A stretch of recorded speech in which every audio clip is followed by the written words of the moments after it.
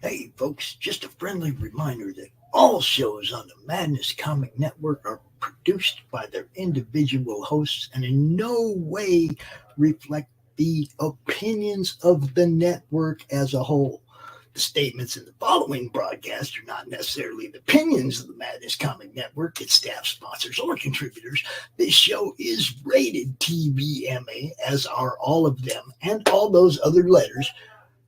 Viewer discretion is highly advised, and, just do what Doc says. Read that again. Peace, everybody.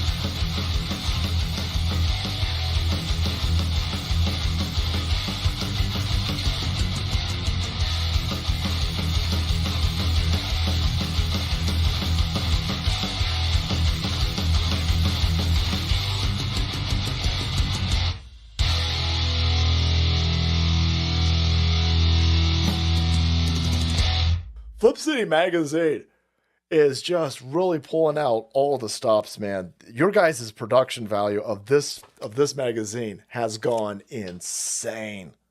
I mean, look at that. I mean, I remember when you guys, it was black and white. Even when it was black and white, I thought your quality was great. But damn, they just really stepping it up a notch. Look at this. James Corbett, boys. James Corbett. Genuinely cutting. But also funny, and obviously just chaotic and very fun. I love Flip City. It has brought new types of badassery and integrity to the print medium.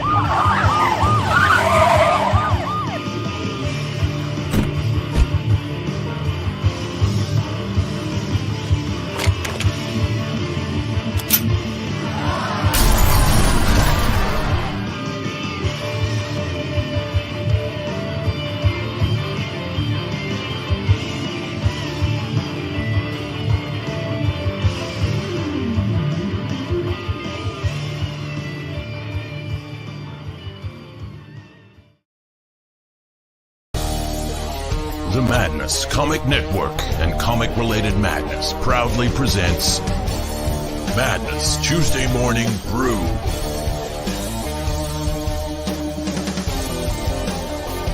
Tune in to our content on Comic Talk with Pops Van Zandt on YouTube.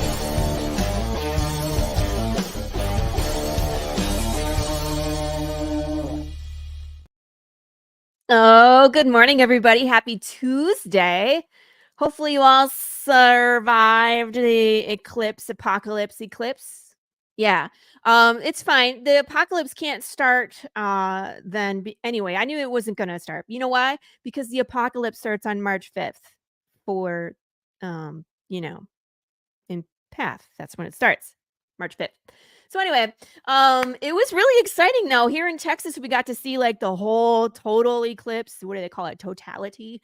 It was pretty weird. It got really dark. My dog was really confused for a short time, but then after that, things went back to normal. It was good. The kids thought it was great. Nobody burned their retinas except for Sam Vera, who accidentally was staring at the sun, not realizing that his phone wasn't in front of him. Sorry, Sam. Good morning, Hugo. How are you? And then other than that, like we made some hot sauce yesterday. I got 2 new flavors. I don't know if you saw my post yesterday, but we have a jalapeno serrano sauce and we have a mango habanero. That is hot, man. I actually took out some of the peppers. It said 5 habaneros a batch and I moved it down to 3 because it was so hot I couldn't eat it. So, and I want to eat it. Good morning, nerds. Haha, it's funny. News and Path of Pale Rider. We are ordering the books today. The Kickstarter funds have arrived. So I'm going to be ordering the big batch of trade paperbacks today. I'm very excited.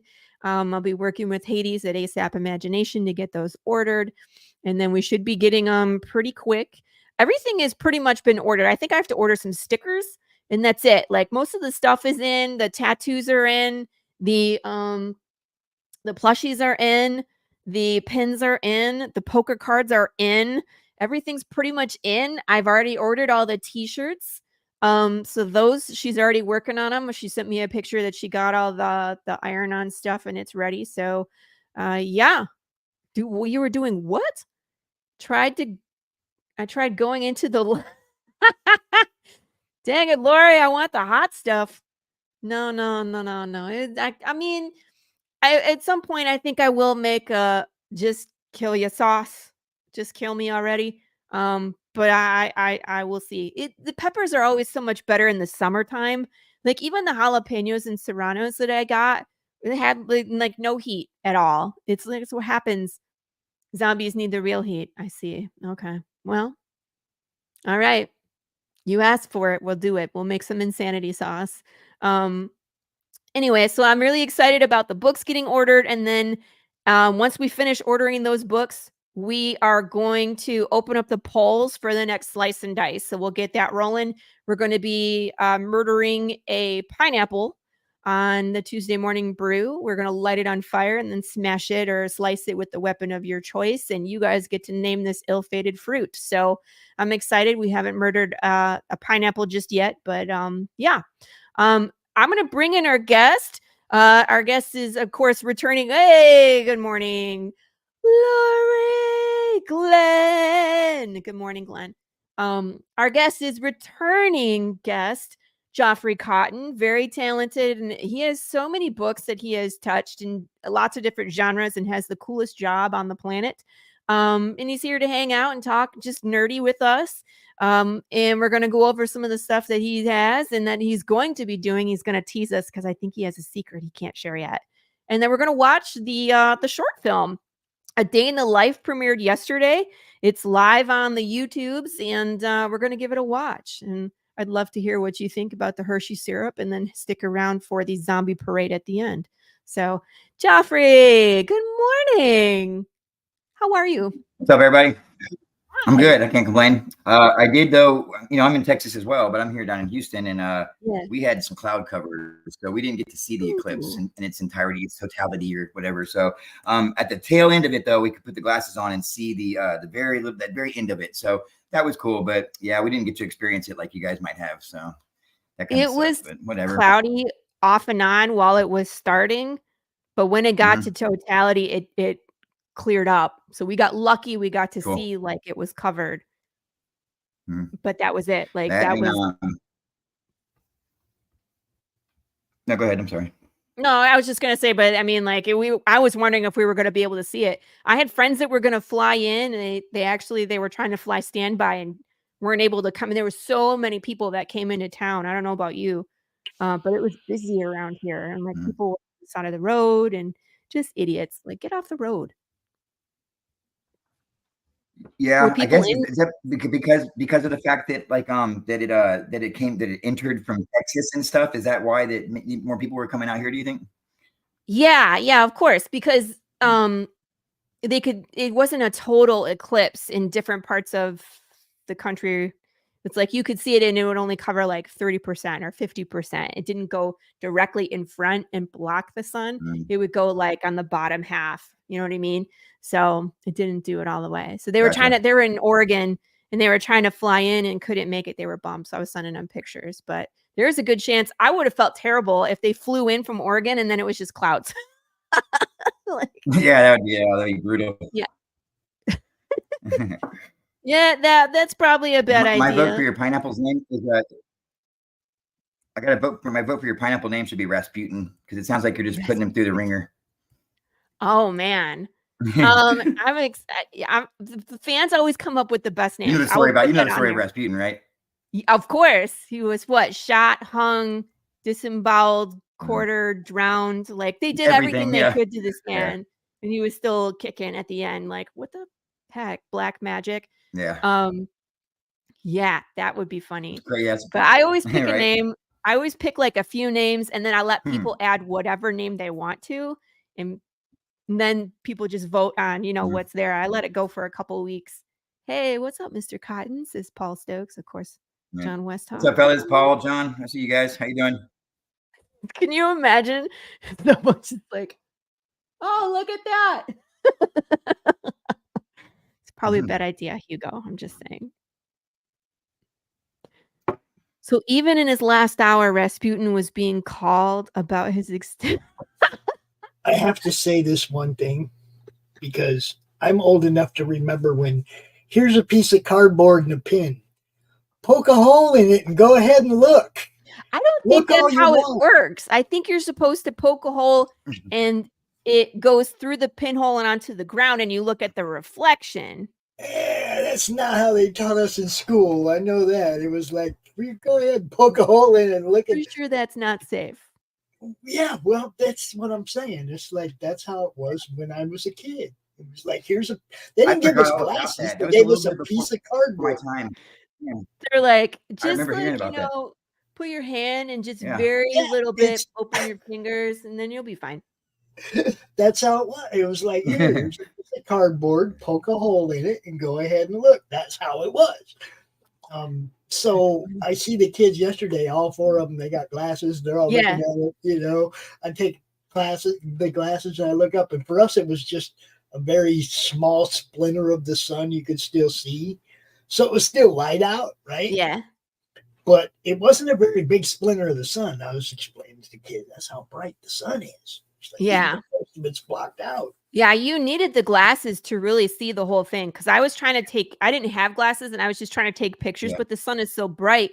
Like we couldn't see any of the eclipse until it was like getting dark and then totality. Then you could see what was going on.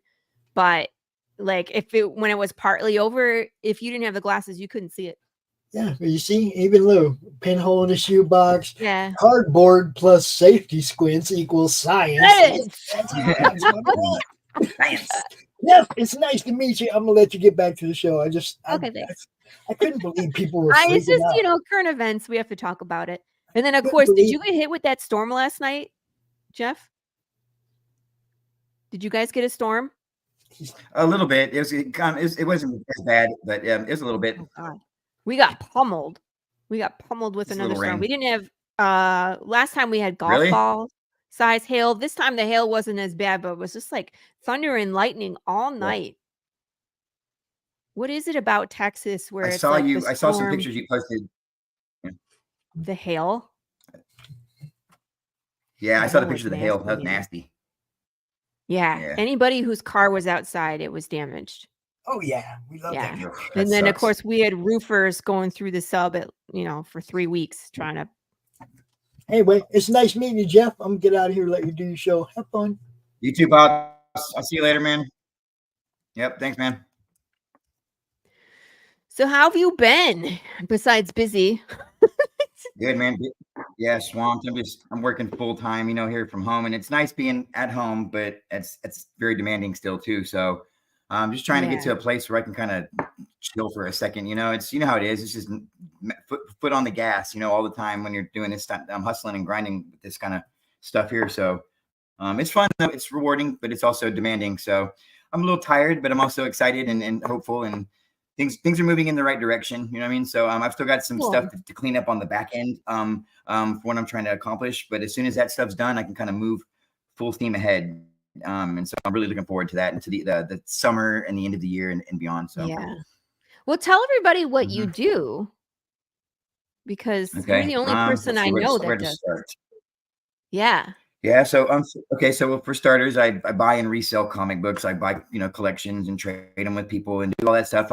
I kind of got into the community by doing that like right before COVID. And I was working at a comic shop and sort of reinvigorated. Got my passion back for comic books and collecting, and got into Dungeons and Dragons and all sorts of cool nerdy stuff that I really like. And so when I started doing that, then as I started selling books and meeting more and more people, I kind of got, wanted to expand a little bit. And so I started pressing comic books and cleaning them and working on them and repairing them, and then submitting them to CGC for people, and just building out that network, and then over time that turned into me linking up with a buddy and say, hey, you want to make a comic book? And, I said, yeah, let's give it a shot. What the hell? And so we tried it, and that was about 2.5 years ago. And since then, it's just been kind of full speed ahead, and I've had some missteps here and there because I've tried to do so much, my ambition kind of outweighs my ability sometimes. But nevertheless, though, it's all been kind of corralled, and here we are now, poised to move forward and keep progressing and hopefully excelling,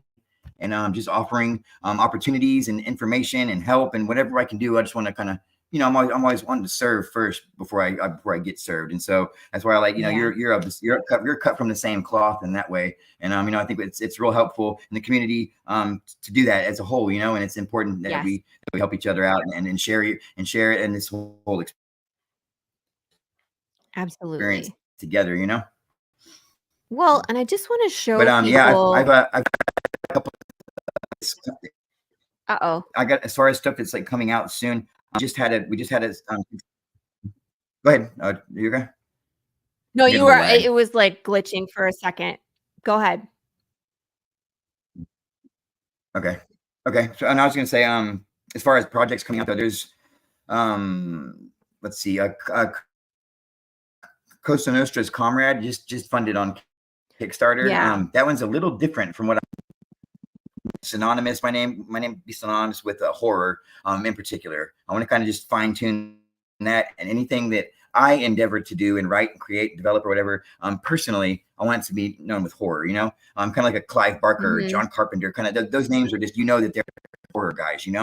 And so that's what I want to do for that. And but aside from that, though, I also want to help people develop and bring to print their projects. And I've done that in the past with books like Birds of a Feather and the Legionnaire Files and stuff like that. And the first one that I did was Razor Wire McGuire for my buddy Stephen Rios. Shout out Stephen. He wanted to do this book and he had it completed, but didn't really have a way to get it. He didn't really know what to do beyond that. So I helped him develop it and build out the Kickstarter page, and we got it funded, and it looks fantastic. It's like to date, it's probably the nicest looking book that I've brought to print so far, just in terms of overall quality and presentation and everything. So I'm really proud that we were able to do that for him. And then after that, I went in and did Cosa Nostra's Comrade, which was a little less developed. It didn't have any artwork or anything like that. It was just more of an idea. You know what I mean? And Jacob Ruxer, he's my buddy that I'm working on this one with. It was his idea and his story, and I've just kind of come in and helped him develop it and kind of fine tune it and put together the Kickstarter page. And pulled out all the stops for that. I put a lot of time into making that page as cool and awesome and appealing as I could. And man, it's a lot of work, I'm sure, as you can attest to. Oh yeah. Doing all the videos and Tom Cuthbert. Yeah, Tom Cuthbert, he did all the artwork. It's great. It's going to be awesome. So we're really excited about this one. It's not a horror book though. It's got some darker tones. It's for grown-ups for sure. Yeah.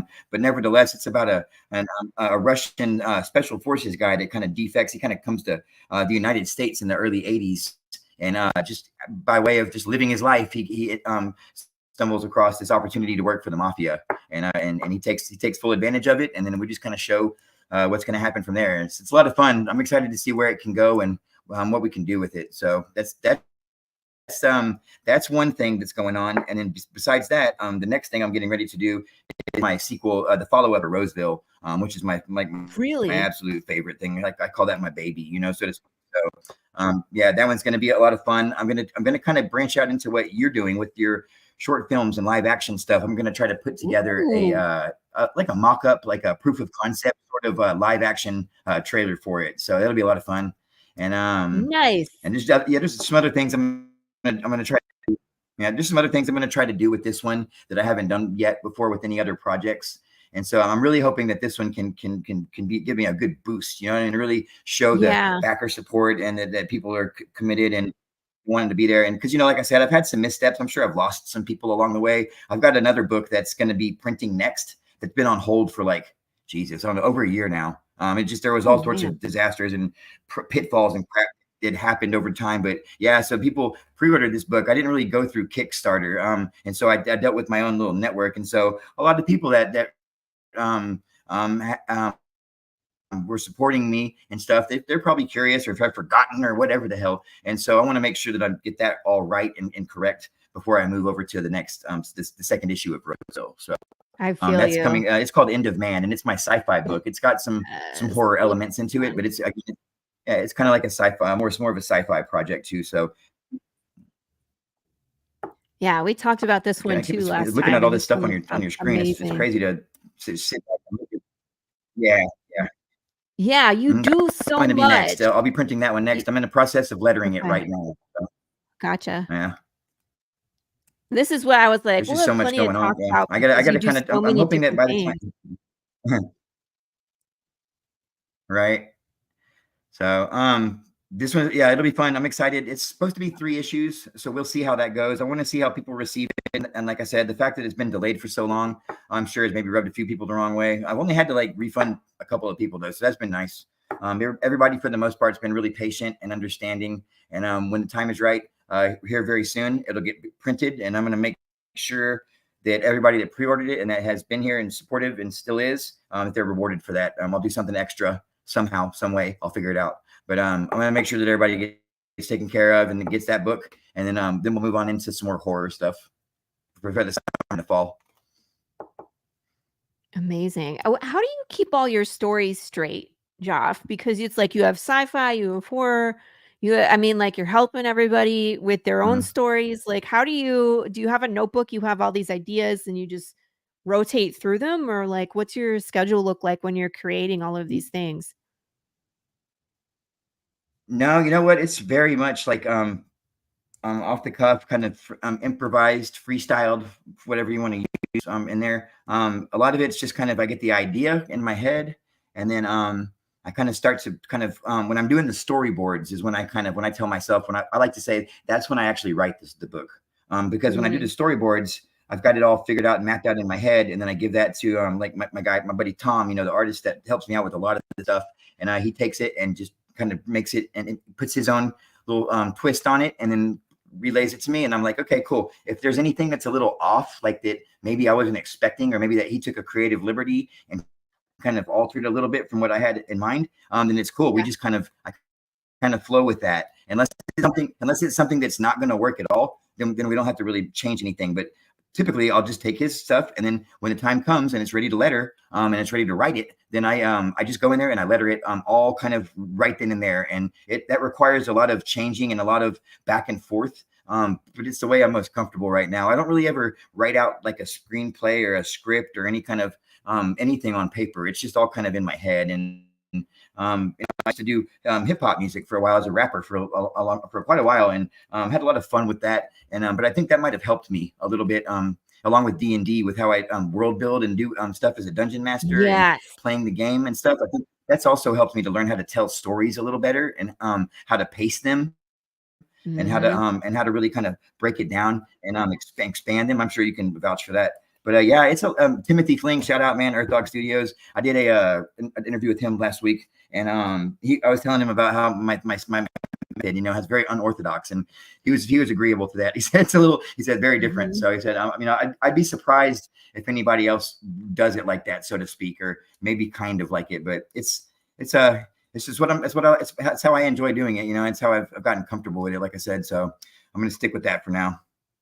That's awesome. This is for Brett. I know we kind of went through this, but Brett Giuliano is big into mafia history, mafia fiction. I got a poker deck, which is really cool. It's Mobbables, where the poker cards are animals, but based off of like the nicknames for like the mobsters, which is really cool. So this is right up your alley, dude. It just closed though, so darn it, we missed something I want to do. Go ahead, yeah, Jeff. it's okay. I'll have some. It's still a little bit off. It's only like I think about 50% completed. It will be here by the weekend. But then he's moving on through those pages, and as soon as he gets them to us, we'll get them lettered, and then we'll get it printed. And we've got some neat little merchandise for this one too. Jacob pulled out all the stops and he did a Nintendo 64 replica game box, and what? Yeah, and then he also did an enamel pin that says you know. Hang on 1 second. I've got him in the closet. 1 second. I was like, I didn't scroll down far enough. Here's the thing: is that Jeff has like, you know, what we counted him 10 different projects. So it's like, look at all the cool stuff he has. I just want to see. Oh yeah. Wise guys. This is an N64 look at game these, box look at right these. here. It's really I love dope. how you have. Well, hold on, Jeff. I like how you have like different reward levels that are all like mafia related. Okay. I try to do this with my own Kickstarter where I name stuff that's funny or memorable. So it's like the made man, the underboss. That's really smart. I enjoy that. Go ahead. Well, show us your thing. I'll put it up here. Yeah, thanks. That's a great idea. I looked at some of the guys that are having real successful Kickstarters and funding and kind of what they're doing, and it's just it's catchy, it's fun, it's something that you can kind of cling on to, and like the Full Metal Gangster, for example, you know, it's a play on the Full Metal Alchemist anime, and it's a metal cover that's with it, and it's a cool Metal, and then to play on that, it's a Metal Gear Solid game homage cover, so it's really neat. Kind of that way you can kind of correlate all that together. But here's the this comes with we only got 25 of these. And they're really cool. They're like a Nintendo 64 game box, like a replica. And with my camera, right? But yeah, it's got artwork from the cover stuff, and it kind of gives you everything you need to know in that, and you can do whatever you please with it. It's foldable, and you could kind of store stuff in there if you want. And we're just kind of trying to play around with some ideas. We want to do for the next one, we want to do an actual mailer box. You know, like the little rectangular shaped boxes you can put all your like a bundle, you know what I mean? It kind of comes, it's all inclusive with this neat little box, and you get the bundle, and you get a t-shirt or what, you know, all this other cool stuff in there. So well, you know, just like you can say, just like you would attest to, I'm always trying to find new little fun stuff to kind of incentivize people to get on board and to support the project and give them a lot as much bang for their buck as possible, you know. And without just having to charge, you know, $15 or $20 for a comic book, they could get one at the other store for $4 or $5. You know, it's asking a lot, you know, but that's how it has to be for now. And but at the end of the day, though, hopefully I can give them some cool stuff. Like this is a really neat enamel pin that we got. They're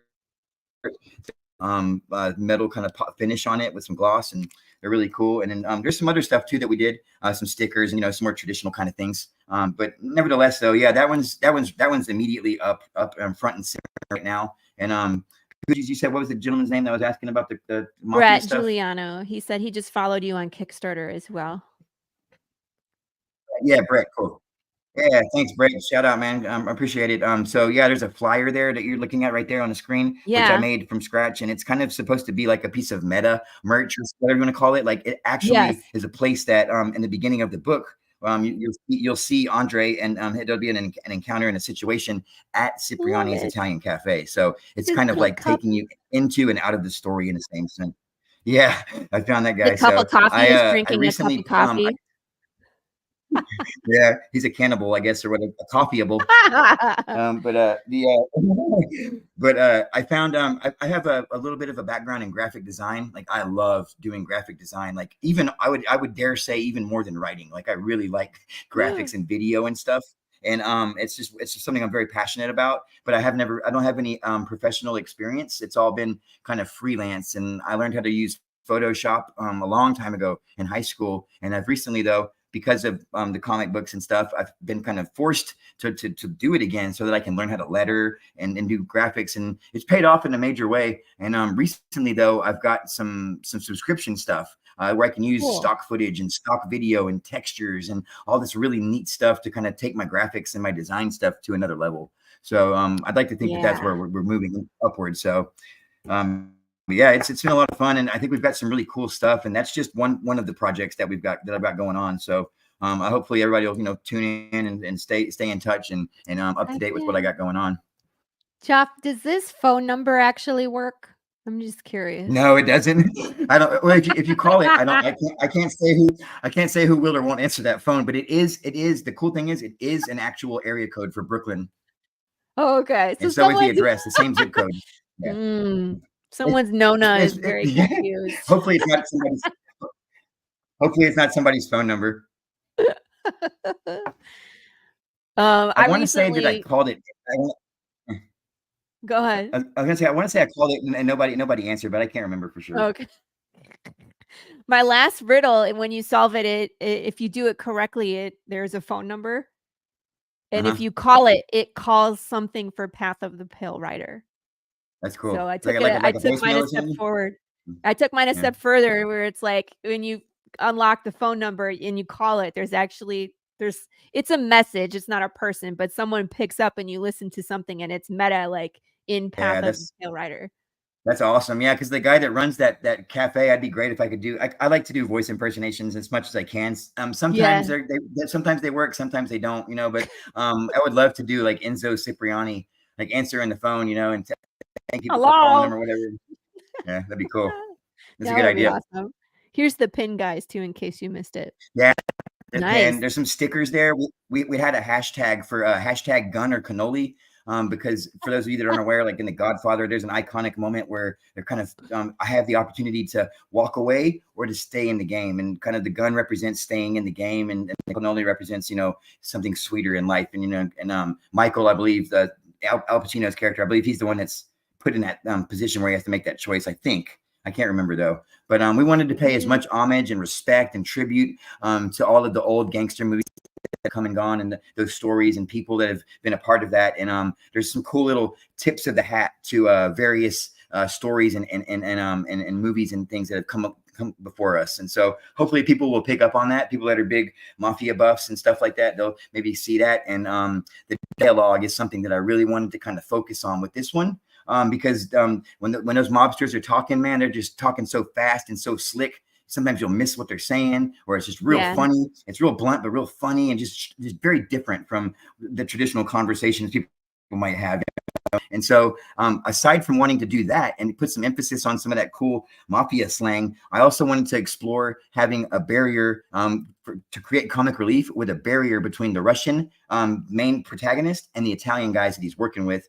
All of them of which are in a modern day or in a 1980s America in New York. Yeah. So there's a whole lot of culture shock and differences of opinion and ideas and stuff that we can kind of explore, like when they're having their conversations and like the misunderstanding and how they can kind of be funny and lead into something else or whatever. So that's funny. There's just little tidbits that make a story like more believable. You know what I mean? Like lived in. Because it's not just all plot. It's like this little moment where it's like where language could be misinterpreted and it turns into something funny. Right. Tom Cuthbert is Abraham Lincoln. No, there's a running joke about he's got a thing with he puts Abraham Lincoln in all of our books, and he'll like put him on like a picture on the wall or whatever. And I guess he's got, I don't know if people say that he looks like him or I think he told me his favorite president. Which is that's an odd thing in and of itself to say, because I could care less about right. As an adult. Yeah, I'm not a big my favorite this or anything, let alone a president. Like, but to each his own. That's fine. Well, but I think he was just joking with me, giving me an excuse for why he does it. I feel a feeling it's more along the lines of maybe people used to say he looked like him in the past or something, because he does faintly resemble him. And but nevertheless, Tom has Tom is an admiral. He admires President Lincoln, and so I couldn't find any really good pictures for him on Facebook. He's a tattoo artist, and he shows off all of his tattoos more so than himself. And so I landed on that one just as a kind of a joke, and he liked it, and so we're going to keep it that way. So I just was cracking up. I was like, oh, cool. They did that like paper effect. It makes it look like old. Like cool mafia, texture. Like whatchamacallit, jail cell. Like, what am I trying to say? Mugshot. There we go. And then I was like, and then Abraham Lincoln. Like, right. There's one good of old these honest Abe in there. is not like the other. And then Nathan Lawson also came in and helped us out with a cover. He did the Metal Gear Solid homage. Cool. And I first met him with Razor Wire McGuire. We needed an extra cover to come in and kind of really beef up the appeal. And so we had him come in, and he's a friend of Jordan Dorenzo, who worked on Razor Wire McGuire. And I got to meet Nathan, and Nathan's a great guy, and I'm looking forward to working with him in the future as well. And he did a great job on this one, put it together real quick. Any kind of changes I needed to make on the fly, he was there, and just real solid dude. So I'm looking forward to working with him in the future as well. Shout out, Nathan. Yeah. Super cool. How many stories do you write per year? Apex would like to know. Ooh, let's see. Well, it's been 2.5 years. So if I had to kind of get an average, I would say, when I first started, me and Tom got tasked with this opportunity to work for a video game company that was doing a crypto coin. It's kind of confusing. We didn't really know what exactly they wanted to do, but they had us come in and do some short stories. So we did 3 of those. And then they kind of, crypto kind of got weird, and they just kind of fizzled out. And they were a lot of fun though. They're like vampire hunter stories. And set all throughout history, different time periods, all the way from like the Wild West with werewolves, all the way up to the future, like Blade in the dystopian future type of deal. So they were really fun, and we got some good experience early on. And then I kind of moved into other stuff, and some of those books and stories have other issues, and they've kind of come and gone, but I'd say if I had to guess, per year, maybe 6 or so. But I'm going to dial that back big time. Like I'm about to just focus on one thing at a time and make that one thing as good as it can possibly be. I wish I would have done that in retro, and hindsight's 2020. I wish I would have done that to start, because then I'd be a little further along with one thing and have that fan base and that community very strong and tight knit, like you guys have with like Corissa has with Worthy Chaos, and like you have with Path of the Pale Rider. And but I didn't, I'm always trying to, like, my brain's always firing like all over the place, and so I've got to create, make, and I'm just always wanting to do something. But I know now what the better option there for how to be successful with this comic book stuff is to kind of just pump the brakes and focus on one thing and do it the best you possibly can.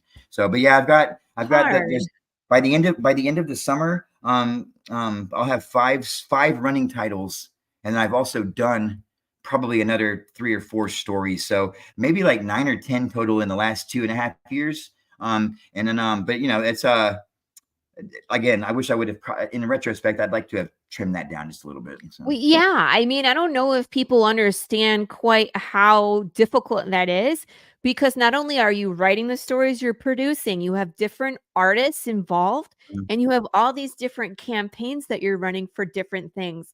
I don't know how you keep it all straight. So when I hear you saying like, that was too much, I might need to take I completely understand. Because I do my own, of course, with Path. And then I write sometimes for like William Russell, and I wrote part of the Big Dog Inc. anthology. That was the first time I had written for Tom Hutchinson. And it's hard to write in someone else's story, and then, and still manage my own stuff, and still, prepare for shows and go visit comic book, stores, and build relationships and work on your website and work on PR, scheduled podcast. You know what I mean? Like, it is so much stuff. And then on top of that, to have your job that you do, you're incredible how much time you spend doing amazing things. So kudos to you, man, and all your successes. I don't know if anybody looked at this, because there's 10 created here. Did you notice that every single one is funded? Well, thanks, I appreciate it. That's amazing. At the end of the day, I just want to at the end of the day, I just want to be able to be visible and to know that that we're moving in the right direction and making a difference in one way or the other. The stories don't have to be life changing, but I would love that people enjoy them and appreciate them. And horror is something that I've always kind of gravitated towards, and you can kind of let loose a little bit with the horror and kind of drop, you can drop your guard and you kind of just have fun with it. And you can do that in a way that you can't really do with other genres, in my opinion. And I've always been one for over the top violence and gore and blood. And but I like the stories though, are what it's all based around. And so it's important that there's always some kind of good story there at the core of it all, And even with like Awful Thoughts is the first thing I ever did. It's a horror anthology, and it's just got a bunch of little weird, disturbing, strange short stories. And so it's not for everybody, but for the people that do enjoy that sort of stuff, there's a cool little story at the base of all of them, and it's got a gut punch at the end. And the little stories around them, they're so much fun. And I'm hoping that if Roseville 2 is successful, then we'll move into a volume 2 of Awful Thoughts after that, I believe. And because there are a lot of people, surprisingly, there's a lot of people that were very supportive of this first project. I love a good anthology. You know what I mean? Where it's like, you don't have to think too hard. It's not like it's an ongoing thing. So you're committing yourself to the next 12 issues, even though, of course, from someone who is writing a 12-issue arc, right? But it's like, you don't have to have the backstory. You can just jump in and it's like, 3, 4, however many stories in one thing. And you go for the fun ride. You get shocked or grossed out and then you put it down and you move on your way. Right.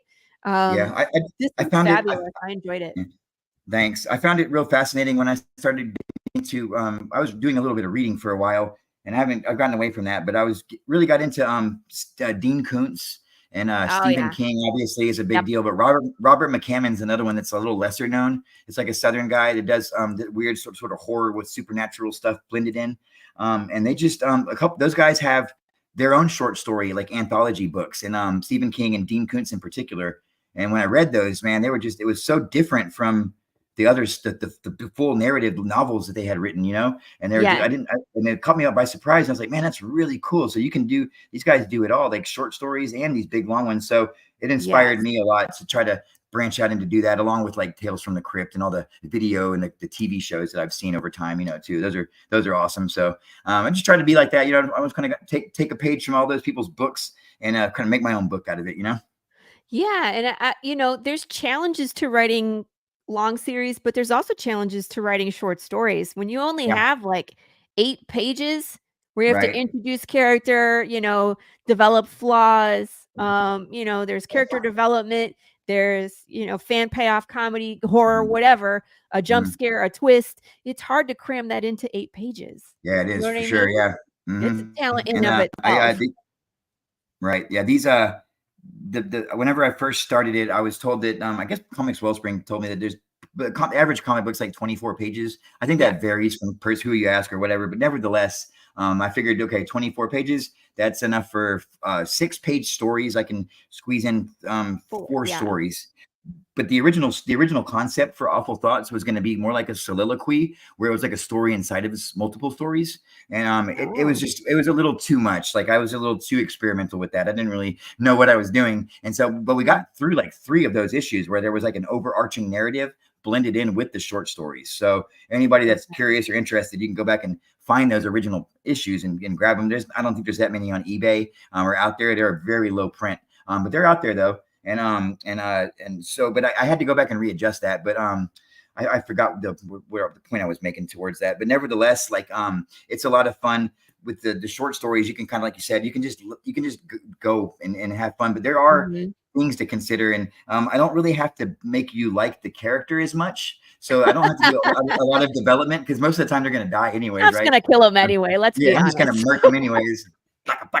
So but yeah, it's a lot of fun though, and you can still do stuff with that. I think I don't know if you can do this or not, or if you can say that you do this or not, but I'd like to try to put in a little a little bit of myself in all the stories. Like this particular character, like say for example, in Awful Thoughts, there's a guy at the end of it that works at a Chinese delivery food restaurant. I mean, he's a delivery driver. I mean, at a Chinese joint. And I've done that before. Like that was the most recent job I had before I started doing comic books. I would like right around the corner, there's a little mom and pop shop, and I delivered food for them. And it was cool. It was a little chill job. And but that's neat. Like that's a little piece of me that people can have that way if they don't know me or anything. Even if they do, they might not draw that connection off the top of their head. I mean, right then and there. But nevertheless, hopefully, maybe one day you'll go back, and if you get to learn about me and who I am, you can see that and understand what that was about. I do that as well. In Psycho Sal, I was writing a character named TL, and I made her a cellist, which I play the cello. I've played the cello since I was a child. But it was interesting because the artist had no idea what a cello was. So then I was like, so then I had to explain to the artist, like send a bunch of reference pictures, like how a cello works. Because then later on we destroy the cello. And it's like he drew it in a way I was like, that couldn't happen. Like it would never break like that. Like, let me explain to you how it would break, and like the tools that go with it, stuff like that. Like it took, it was a challenge. And I was like, I don't know. So there's always a pro and a con. So it's like, yeah, there's a piece of me in there, but was it worth it? Right. So sometimes it works out. Sometimes, I know exactly what you mean though, about like when you and the artist have not necessarily a barrier, but when you tell when you're providing the instructions and the narrative and explaining to the artist what you're hoping they can accomplish with their sketches and translate that what you have written. Sometimes some things get lost in translation, or everything is not included because it's not necessary at the time. But whenever you get the artwork back, there might be something like you said that just the physics don't add up. You know what I mean? And it's not their fault in particular, but it's like somebody's taking, like you're expecting a character to be in this location and maybe they're moved just a little bit. And now it throws off other things. Like they're not like scientifically speaking, they can't be there at that time or that can't occur in my opinion, And so then you got to go back and rework it and that's fine and well, but yeah, you can get some little hurdles and stuff like that from time to time that you have to kind of obstacles to get around, It was a fun conversation to be had. Like the cello would not explode like that just from playing it. It would be like a car exploding while sitting in park.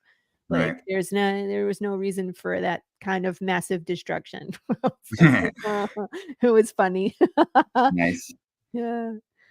Well, man, you do a ton of stuff. I want to talk to you some more about some writing mechanics, but let's take a break. Let's switch over to the YouTube page and let's watch the short film. Your short film.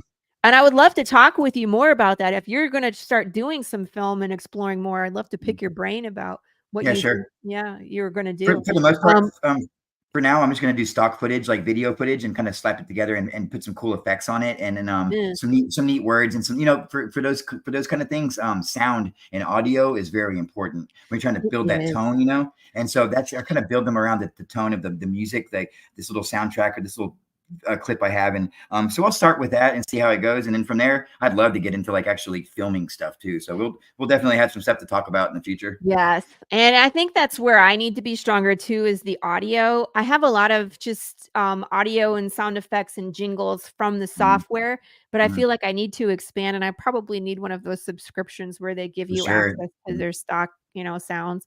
So this is my YouTube page for anybody who is unfamiliar. It's at Laurie Calcaterra 360. Get it? Trinity 60. Haha. And then of course I have a bunch of different playlists. These ones you can't see, but I have a martial arts one. I have Life is Short, Eat Good Food Before You Die, where you get to watch me cook weird things like truffles, cheese, whatever. Of course, I have the Annie One World, the Madness Comic Network, the Tuesday Morning Brew, and D&D. So feel free to check out any of those. And then, of course, in the Path of the Pale Rider, I have everything from the slice and dice, short commercials, blooper reels.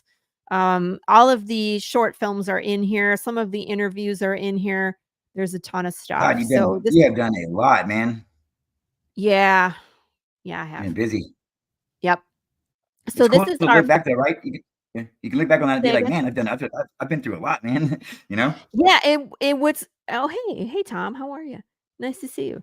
And what I love so much about what we decided to do with Path, where it's a comic book and then there's other stuff where you can fall down the rabbit hole. So there's the riddles, and then the short films. We get to explore more of, some of these smaller moments that happen in the comic that we don't have time to really expand upon. But if you think about them, they're, heartfelt, or they're traumatizing, or it's like you could really fall down a rabbit hole and explore more. So like the first one we did was this one, Pine Fox commercial. So it's a commercial for the undead retirement community. What would it look like? And then it's interspliced with riots and things on fire and violence. So it's like what the world is telling you to believe versus what is actually happening, so it's in juxtaposition. And then the second one we did, where is it? Here it is, the conspiracy theory one. And this was a ton of fun because the fans, it was so early, like nobody really has a clue what's caused death to break, right? And so the fans all came together, and I dressed up as a reporter, and I was interviewing people like, what do you think broke death? And people were allowed to say whatever they wanted. And it's just some really funny stuff, some thought out things, and maybe what, could cause a global apocalypse. Like, is it food, sugar, GMOs, vaccines? And other people were like, voodoo pygmies, they're back. So there's McDonald's, there's cats. It's great stuff. Yes. Thank you, Tom. That's great. Check out Jeff. I have his Instagram linked in the description. That's the best way to contact him right now. And then the third one we did was a call to action. It's a short about this lady who is hosting a dinner party, and then there's something happening in the background because all these people keep canceling the dinner party, and she's just pissed off because she had to cook for 12 people and now everybody canceled. But then a call to action happens, right? And then all of a sudden, whatever was happening on the news that these people were watching happens to her. This one was fun because the fans got to either film themselves and send it in to me, or they got to take a picture of themselves as a dead body, and they're in the end part of the movie because a lot of people get killed. So nice. And then that reminds me that angle, that approach there reminds me a lot of Cloverfield when the first movie came out. I loved how J.J. Abrams kind of puts you in this the way that they use the cameras, and it was a little choppy and kind of hard to follow at times, but it was just really neat to see them that style of movie to put in that situation where they're having a great time and they're celebrating and it's all in real time, and then all of a sudden just the shit hits the fan, And it's like, then they start seeing stuff on the news, like something is happening, and they're not exactly tuned in because they're having a going away party for somebody, and then there's a breakup happening. So there's all this like personal drama, which then becomes secondary when this monster shows up and just terrorizes the city. So it's the difference of like watching the drama happen on TV and then having the drama come home, and that's kind of what that is too. So, but this one is called A Day in the Life, and it's us exploring what happens to a nuclear family when someone becomes undead.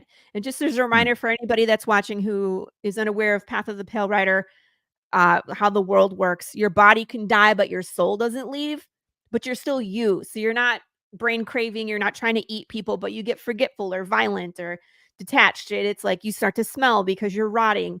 So that's the kind of setup for this, is one of the family members becomes undead, and then how do they deal with that? Some of the things, some of the challenges. So, okay, I'll be quiet now. Here we go.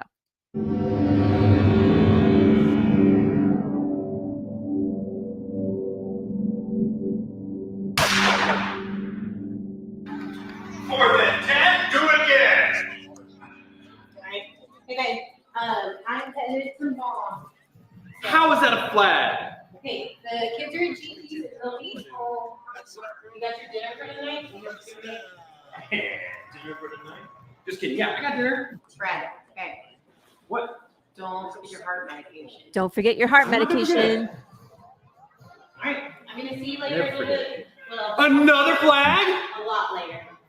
All right, bye-bye. Have a good time, babe. Love you. Amy's mints? Hold that! Hold! Organic? Go! Go, big man! Go, big man! Let's go! No! No! No! No! Oh, no! Oh, oh no! Oh, I forgot it. Oh, Alex.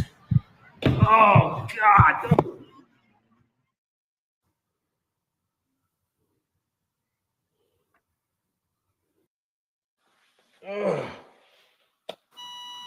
Nope, you did. Crap. Hi, honey. No. What happened? I died. Hello, Mrs. Smith? Yeah, this is her. I'm sorry. You're gonna need to talk to a different department. I need a transfer of title. Your house is solely in your husband's name. Yeah, I understand that. Did you guys not get the will I sent over? Yes, we received your documents. However, it was illegible. I don't know if there was some damage. Do you have a different copy? You can send another copy. No, it's water damage. It was stuck to other stuff. Ma'am, if you don't have another copy that's out of my hands, we're just going to have to, unfortunately, place a lien on the property until further date. You can talk to the transfer department and see if there's... Nope. Fuck that. Everything's falling apart. Look, let me go talk to him. I'll be loud and I'll create a stink. Nope. Babe, you're dead. You can't do anything anymore. I mean, dead, but I'm still me. I'm not trying to hurt your feelings. I'm frustrated. Like everything feels like it's falling apart. Oh my God. The kids. What are we gonna tell them? It's gonna be all right. You'll see. I have a really bad feeling about this. What? Why am I on the floor? What happened? I'm late for work. The kids are at school. I gotta go. I don't have time to talk about it. Wait for more undead puns. It'll be great. Because you were up and down all night. Well, it was driving me crazy. I had to go out at 3 a.m. and just sit on the couch. No way. See for yourself. No.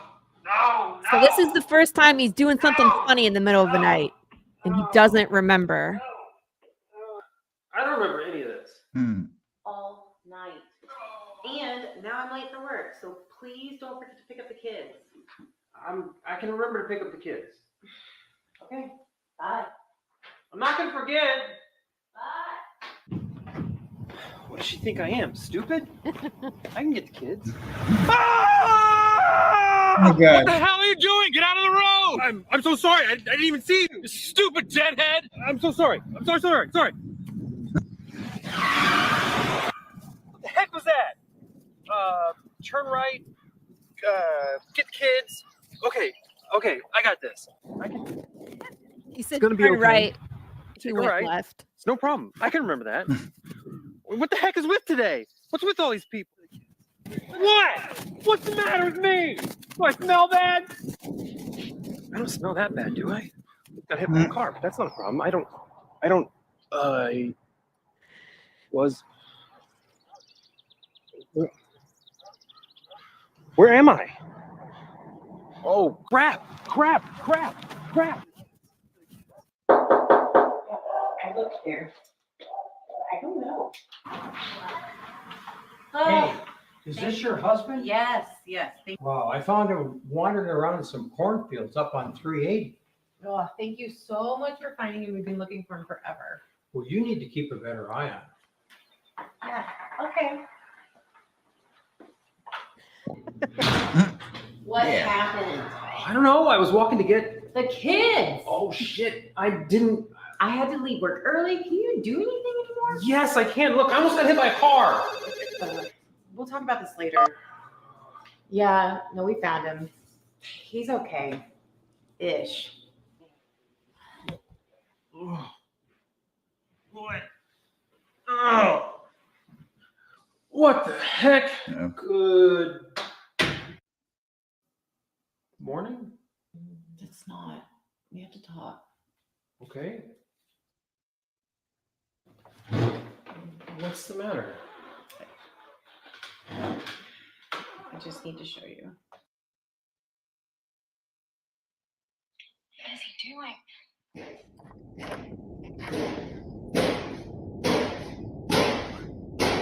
Brad! Brad! What are you doing? Brad, stop! Brad, stop!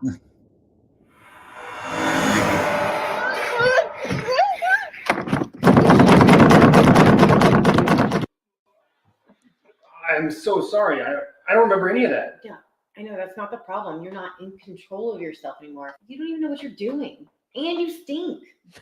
And I don't know if we just need to put you in the guest room or something. No, it's just. The guest room? No, like lock you in, babe. You're coming after people. Man, I can't even do that. I can't even do it. I can't do this anymore. But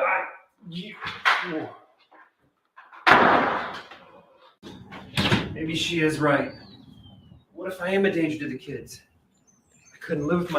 You see all of his air fresheners? Yeah, nice. I was like, should we do Path of the Pale Rider air fresheners? I'm just wondering. Myself. I was gonna tell you there'd be a cool, like you could do a little what's thing the like answer? some meta, like a Madame Morticiana's just get elixir lost. of the living, something smell good, like perfumes or something to Oh sell no, on I market. pushed the button. Say it again. What were you saying? Just something silly like something like to piggyback on that. Like I kept thinking to myself when you were talking about how they would smell when they're dead. Yeah. There would be a great opportunity for somebody to come in and offer like a perfume or something that helps people to not have to deal with that stench, when they're for the dead. They can like Madame Morticia's or whoever you want to name it, some kind of special like elixir, like something you'd see on a covered wagon, like back in the day in the early 19th century, the wandering people era, early 20th century, people with all those different cough syrups and different smell goods and things like that, something cool, like something catchy like that. Yeah. No, we're definitely going to go there. Like we haven't talked about two things. One, I haven't brought this up at all yet, but like snake oil salesmen, the people that are trying to sell you like vaccines and cures and stuff to protect you from this, because I'm sure that would be running rampant. And two, what the undead do to themselves so that they can self-preserve. So either self-embalming techniques or makeup and chemical combinations so that way they can pass as human for longer, besides hacking your disc and stuff like that. How do you appear to be human so they don't come and take you away, which is, what happens a lot of times. I couldn't live with myself. Oh, what the heck? Live with myself. So what's the answer here? Oh, pushing all the Maybe buttons. I should just get lost, stay lost. There he goes, wandering off again. Where you are, come back. You do from all Hi. Hi. Where was he this time? This time? This has happened before? Yeah, a lot. Oh, I found him on 423 and G Road, walking in circles. But I found your address on one of this air freshener, so that was smart.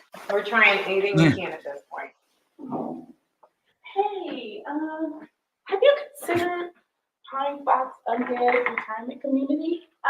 Yeah. My parents went there, No, thank you. Okay, no, thank Hey, wait. Rude. Cats. You can't take these walks anymore. Real quick, that lady was in the conspiracy theory video, and she went off about cats, how cats started the apocalypse and why death is missing. So that we had to throw in one little like extra cats as she walked off the porch just for fun. Nice. Keep getting lost. I don't know. Maybe it's better if I stay lost. What does that mean? It means I don't belong anywhere. Where would you go? I don't know. Aren't there retirement communities for people like me? Not for us. You don't have an income, and we have a lien on our house. What do you want me to do? I don't know. I'm just tired. I'm overwhelmed. I haven't slept in forever. I'm just gonna go lay down. Fine. I'll just go to the guest room and pretend like I don't exist.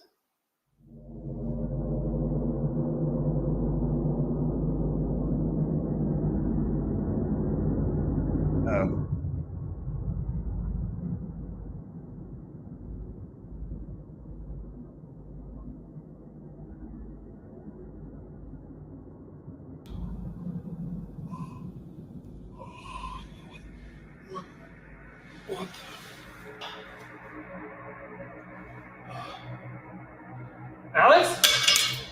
No. No. Alex! Alex? Alex?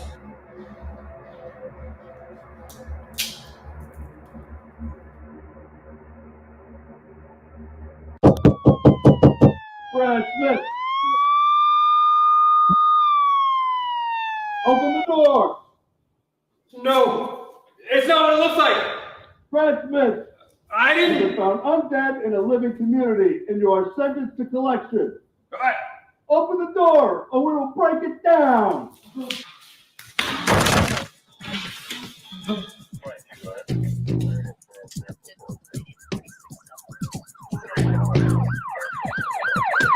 All right, real quick. This is the zombie parade. So back when we were running the Kickstarter for 4, I had about 40 people send me pictures, which I then zombified for these credits. So there's a ton of people in here. Just wait and you'll see.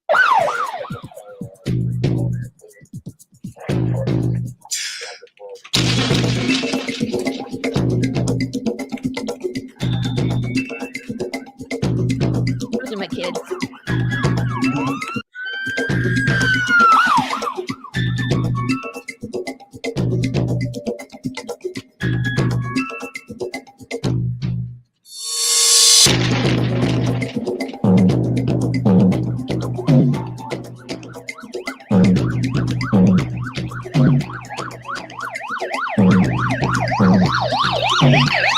There's Corissa.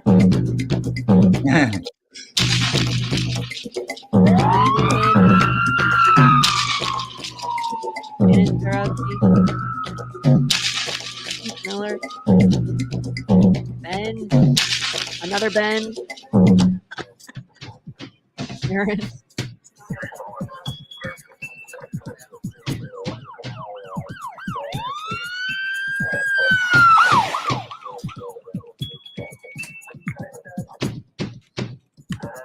Here's Pops.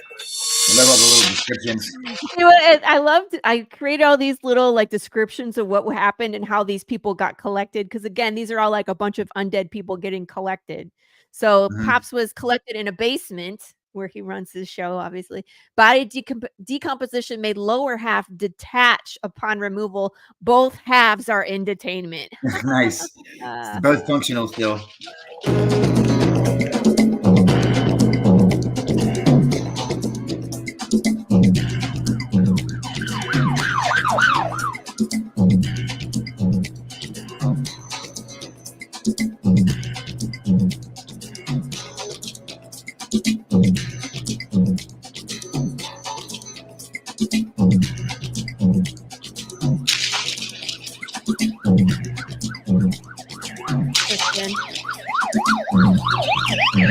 Now, this was a friend of my sister's, the lady on the right side, but she actually has the word zombie tattooed on her lip. Oh, wow.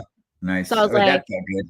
God. Right. I was like, I need you in my video. She was like, what? And I was like, hi, I'm Becky's sister. Like, you don't know me, but I need to take your picture with your lip because I would love to have it in my video. So I explained the whole thing. And she was like, oh, yeah, that'll be fun.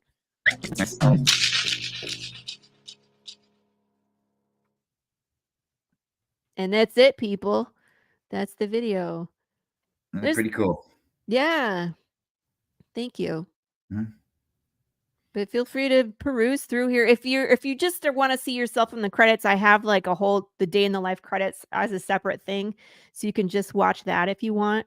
But there's all sorts of fun stuff here. All my other videos are here. The bloopers with Ellie Brock and me getting run over by a car, me talking about Path, and all the slice and dices. They're here. So all good stuff. Thanks for watching with me, Jeff. Yeah, it's cool. I enjoyed it. It's nice. I can always kind of see what you guys are up to and draw inspiration and kind of see what's working, for you and what might not be working for you and kind of take from that and see how I can build on that, and I can appreciate that for sure. It was interesting because as I continue to make these, I'm finding that I really do need actors. Like the last one I did a ton of the acting myself, but like setting up the camera and trying to focus and get the whole shot when I'm the only one in it is very difficult unless I have like a stand-in. Like a lot of times I would bug my husband. I'm like, can you come here? Can you stand right here? And I can just focus the shot.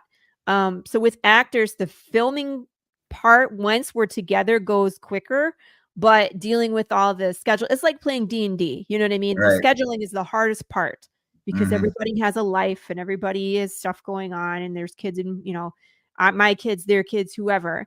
And then, you know, when we start having extras, then it's you're adding in those schedules too. So that I think was the most challenging part, was just finding the time to get everybody together. But once we were together, everything went pretty quick, and they were a great team. They're husband and wife already. So it, you know, they were in the same house, and they were both, you know, really interested in being in the short film, and they took direction great. And so we had a blast. I have so much footage. Poor Brad in the beginning when he was eating all the chips and stuff. Like I made him eat a ton of chips, and he was spitting stuff out, and you know, all this unnecessariness, because then I ended up having to edit it, you know, to make it shorter. One thing that's really cool, Jeff, is that this short film is actually scheduled to have a cinema night with some other independent films in London next month. Cool. Yeah. That's awesome. Yeah. So I had never expected my short films to be on a screen in another country. That's crazy. Right. That's pretty cool. So yeah. It's neat to see, like, you if you've been doing it for as long as we have, eventually over time you'll meet people that you didn't even know were paying attention or were interested in. Like, I've had several occasions where somebody will send me a link, and it's them and they've got their own blog or whatever they've got going on the website or content channel or anything, and they've done a review of your story. And they've read it, they've analyzed it, and they're like, wow, they really went to like great lengths to really get in there and criticize it in a good way, in a positive way, you know, not, but I hate to say, when I see the word criticism, I think people tend to take that as one thing or the other. Criticism can be good or bad. It's just somebody breaking down your work, right? Yeah, they're just critiquing it. So I don't mean it in that way, but it's really neat to see like somebody take that extra step and look at something and to reflect that, and the same thing you were thinking when you made it, like, and they're just nailing it, you know, like, wow, that's exactly what I was going for. Like, great, good job, you know. But it makes you feel good, like validated, and to know that people are out there paying attention and taking it for more than it face value, you know. And this is exactly what I'm trying to do right here. It's interesting to see more of the world. The story lives, you know, from outside the world. So it's, you know, there's more going on than what I can show you in the comic. And that's why I feel compelled to do other things to kind of enrich the world and make it bigger. And the more things that people participate in, the better the story gets. The more you understand, the more emotionally attached you are to it. So it works for all of us, because I feel like if you're emotionally attached to my characters, you're more likely to come back and read more of the story anyway. Right. Right. What's going to happen to them, you know? What's that? So yeah, right. They want to know, like, what's going to happen to this guy or this girl, you know, what's going on with them. You know? And I love bringing people back. So it's like we had Ellie Brock in the news report, and then Ellie Brock showed up in the Kickstarter welcome video as the dead, you know, version of herself. And it's like, these characters I'm attached to as well. So I already have an idea of what I want to do for the next short film. I want it to be like an instructional video, like, oh, so you're recently undead, and it like lays out the rules of the world. And I want to parade, you know, through some of the undead people that we've seen, like Brad, and we'll reveal what happened to his wife Rachel, whether she's alive or not. You know what I mean? She'll probably call him stupid and tell him he stinks. You know, we might have Ellie Brock there, and like, just, you know, anybody that's been in previous short films that would be fun to like have them come back and help explain some of the rules of, you know, Path of the Pale Rider. So if you're recently deceased and you watch this video, it would kind of explain to you what's going to happen. Got that sort of Beetlejuice vibe, like when you're in limbo, you know, like, so you've died. Here's a pamphlet, you know, like it's got a checklist on it, and you're waiting to see the receptionist or the doctor, the undead doctor or whatever. And that's great. I like it. It's a nice touch. And like you said, bringing back other characters that you've created or that somebody's helped you create together, and then showing them again. Like, repetition is a big thing I've noticed and learned, that you know, trying to repeat things, then kind of nails it home, you know, for the viewer and the fan, whatever you want, the reader, anything that it shows them that you've taken the time to really kind of incorporate these characters and flesh out this world a little bit more. And so anytime you can make a callback like that, it's great. Especially if somebody's paying attention and notices it, they'll appreciate it a little more than the average person who, it might go over their head. You know, they might not catch it at first, but then they'll go back and listen to it like a song, you know, like you didn't know what such and such was saying in their lyrics. And you go back a month later and you're like, oh, that's what they're saying. That's awesome. You know, you kind of appreciate it a little more, you know, makes you feel like they went took extra steps to really make you immerse you in this experience, you know?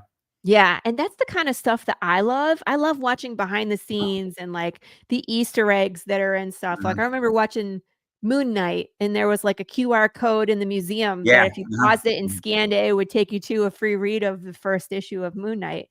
Stuff like that. I love that. Yeah, very neat. I like that too. I strive to put that, you know, create that for my readers because it's just so much fun. Ironically, the first time that I saw something like that really caught me, and I didn't know what it was at the time, but was in high school when Resident Evil, the first game, came out, you know, as a zombie game kind of based on that and infected stuff. And they had in the very beginning of that video game, the very first one was live action intro for that, and the crew that you actually play as in the video game, you see them for the live action before you ever see them in the video game, and they go down in the helicopter and they're getting chased by the Cerberus dogs and they run into the mansion, and then boom, the game starts and you're in the mansion. It's like, wow, that's cool. Like that's something different, you know what I mean? That's cool, and it really caught me and really just stuck with me for the rest of my life, and I've kind of tried to do stuff like that ever since. You know, when I try to give people that extra little bit of it, that little extra little pop, you know what I mean? And for me, it was The Matrix, because the Matrix movie came out, and then there was in between when they were filming, and there was the Animatrix. You're right. You're right. Had all those little comic short and they were animated films and all those that. were so awesome. And then they had like there's a video game, there's an Xbox game. Like there was a graphic novel. Like you could participate in any way that you wanted. And a lot of the stuff that they made, like I remember playing the Xbox game, you could hack the game. Oh yeah. You know what I mean? Nice. So it's like if you could figure out how to hack the Matrix, you could play in a different manner than just the regular playthrough. So stuff like that is what intrigues me. You know? Genre jumping, I think, is what you would call it, or like medium jumping, where you kind of move from like one medium to it. Yeah, like meta, in a meta sense, and then like taking it from like a video, like a movie, to a comic book, to an animated series, to an action figure. It's just you're jumping across these different ways that people ingest content, or that they consume, and that they like to look at stuff, and I think that gives people more. It adds more depth, you know. It just makes your project that much more, your story that much more expansive, you know, and easy for people to get into, because somebody might not like a comic book, but they love anime or manga, or they might not like an action figure, but they like a little pin, or like a little art print, or whatever, you know, anything in between there. So you giving people options and ways to engage with them and to you know, enjoy your stuff. We did a choose your own adventure book. Yeah, I remember it. I haven't read that though. I want to check that out. How'd that turn out? It turned out great, and I'm still selling it. Like people are still buying it. I actually had to find a different printer because the printer, my publisher switched printers, and then the price went up dramatically. So I had to order them from somewhere else, but people are still ordering them. I'm sold out at the moment, so I had to reprint some, and they're coming. And then I got to fulfill the ones from the last Kickstarter, and then I'll have some in stock. But those sell out super quick. They're a lot of fun though. They're so much fun. I remember when I was a kid and they had the original ones, the OG versions. And they had various stories, and like one what I remember it stuck with me was like you're on a planet with a bunch of dragons that was kind of like Reign of Fire and Matthew McConaughey. Cool. But like you're in space and stuff, and it was really neat because like every turn you make, it seemed like you were just destined to die. You know, what I mean? Like you got to really, really be careful with this one, like tiptoe through the tulips, you know, and so but there's others that were more, you know, the easier to get through. And I noticed when I started working at the Dragon's Lair place, when I got back into comic books, that the D&D people, not necessarily Wizards of the Coast, but just any third parties, and there were a lot of people that were trying to do those kind of stories, and it's a way to pull people into that are the D&D kind of world without really just like throwing a bunch of math and dice and stuff at them, just kind of letting them have fun with this kind of fantasy genre, and slowly kind of ease them into that, you know. And it's a lot of fun because they get to make choices, and you know, and stuff like that, and it's great because you put so much time and effort into one path or whatever sometimes, and then only to find out that, you know, you made the wrong decision and you die a bloody death at the end. So that was always me, like, oh, I see death on them, like go back a decision and see if I can get around it. right. Let's bypass that. But I love that about choose your own adventure books, because you die and then like, okay, go back and try again, or try go back and try again, right? Yeah. I want to see all the different ways that you can go. So I you know, as a kid, when I was doing choose your own adventure, it was like play it again and again and again. and see if you can get a different outcome. So yeah, when those were when they'd have the book fairs, man, I'd look for those. Would be the first thing I'd look for, like those. Where's Waldo and like a Hank the Cow Dog and a couple other ones. But like that, those choose your own adventures were the bomb, man. Yeah, I feel I have a hankering to do another one. Yeah, So should. I was thinking I would do one, and then I would want. I don't know if I can do these myself, like 3D print, but a coin. Yeah. So there'd be some pages where you make a decision, and some pages, if you get there, you have to flip a coin, and cool. heads will take you one way, so it's chance. You really don't have a decision on some of the things that will happen. I think that would be cool. It is cool. We're gonna add that random element to it. Yeah. So you're thinking about doing some videos. Is there anything else you're thinking about doing to like kind of expand your universe or outside the box? Off the top of my head, not right now. What I want to do next is, now that I've got everything kind of corralled, and I'm going to have the titles, and it's kind of like, I call it like the lineup, for 2024 and beyond. It's kind of like the final cut, the roster, so to speak. And then kind of start to fine tune it all. And then, like I said, focus on one book at a time, but I'll have a nice little assortment of stuff that I can then take on the road with me. Because I've done cons, I've done signings and store appearances and stuff, but it's never really been like the complete set, I think the really fully realized version of what I could be and what I can offer and how to engage with people. Because when people come by your table and stuff, and the more you have, obviously, the better chances you're going to have of pulling them in with something. They might not like those 4 covers or those 4 t-shirts or whatever, but that one design, they're like, oh man, I got to have that. And that brings them in, and then from there you can see if they'd like anything else. And it's an opportunity to meet somebody and to do some business and then to build a relationship. And the more you have, the better. And now I'm going to be in a position where I've got that, so I'm going to be ready to kind of to take it onto the road and move into this more full-time creating stuff, as opposed to cleaning and pressing and buying and selling books. I want to get on the road more and do more conventions and shows and be more visible. And hopefully that can help me to build that network out quicker, so that when I go to do Kickstarters in the future, it's not really necessarily, I don't really struggle necessarily, but it can be tough and challenging. And there's dead zones and stuff where once the people you've called up on and asked to help you out, your super backers and all that, whenever they're done, then there's a little bit to clean up still. I'd like that to be able to be like just a guarantee. Like, I've got enough friends and family and supporters, and as soon as I drop that on Kickstarter, bam, it's funded. And not only that, but it's profiting, because all too often we'll set a funding goal, and it might just be something that's reasonable that we think we can reach, but it's not the complete funding goal necessarily. Like, it's not going to pay for everything. So oftentimes us as creators will have to come out of pocket to continue funding these things, even if they say they're 100% funded. And that's fine and well, because that's the price we pay and the risks we take and things of that sort. But nevertheless, I would like, in a perfect world, I'd love these things to be doing like 150, 200 backers, $6,000, something like that, where that way I can pay my artist, and then we can get everything printed comfortably, and I can still have some money to make this an actual profession rather than a passion profession, because I'm still kind of in between there, where it's not quite a hobby, it's not quite a full-time job. It's like in between somewhere, and I'm trying to get over the hump, and it just takes a lot of work, as you can attest to. You got to build out that network, and you got to meet people and show people that you're passionate and you're committed and dedicated, and not just to yourself, but to the community as a whole, Of course. Yeah. It's a lot of building relationships and maintaining relationships, and then also finding new relationships. Yeah. For sure. It's so tough out there right now. I have some great friends that own comic book stores, and 2 of them closed this past year.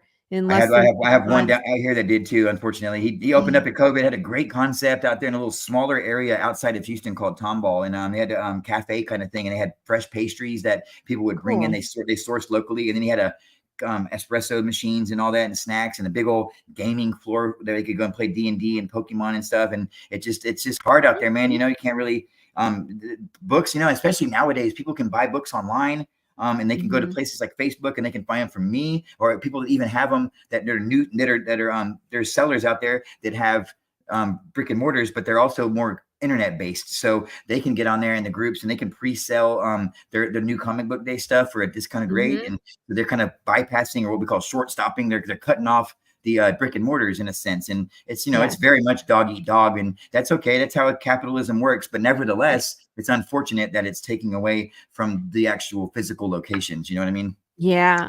I'm going to a store called Carpe Diem this weekend, and it's going to be, they're going to be around until May the 4th. And then they are closing on May the 4th, which is, that'll be their last open day, which is of course Free Comic Book Day. But Such great people, Shadow and Liz, and they have this giant dog named Pancake who is a store fixture.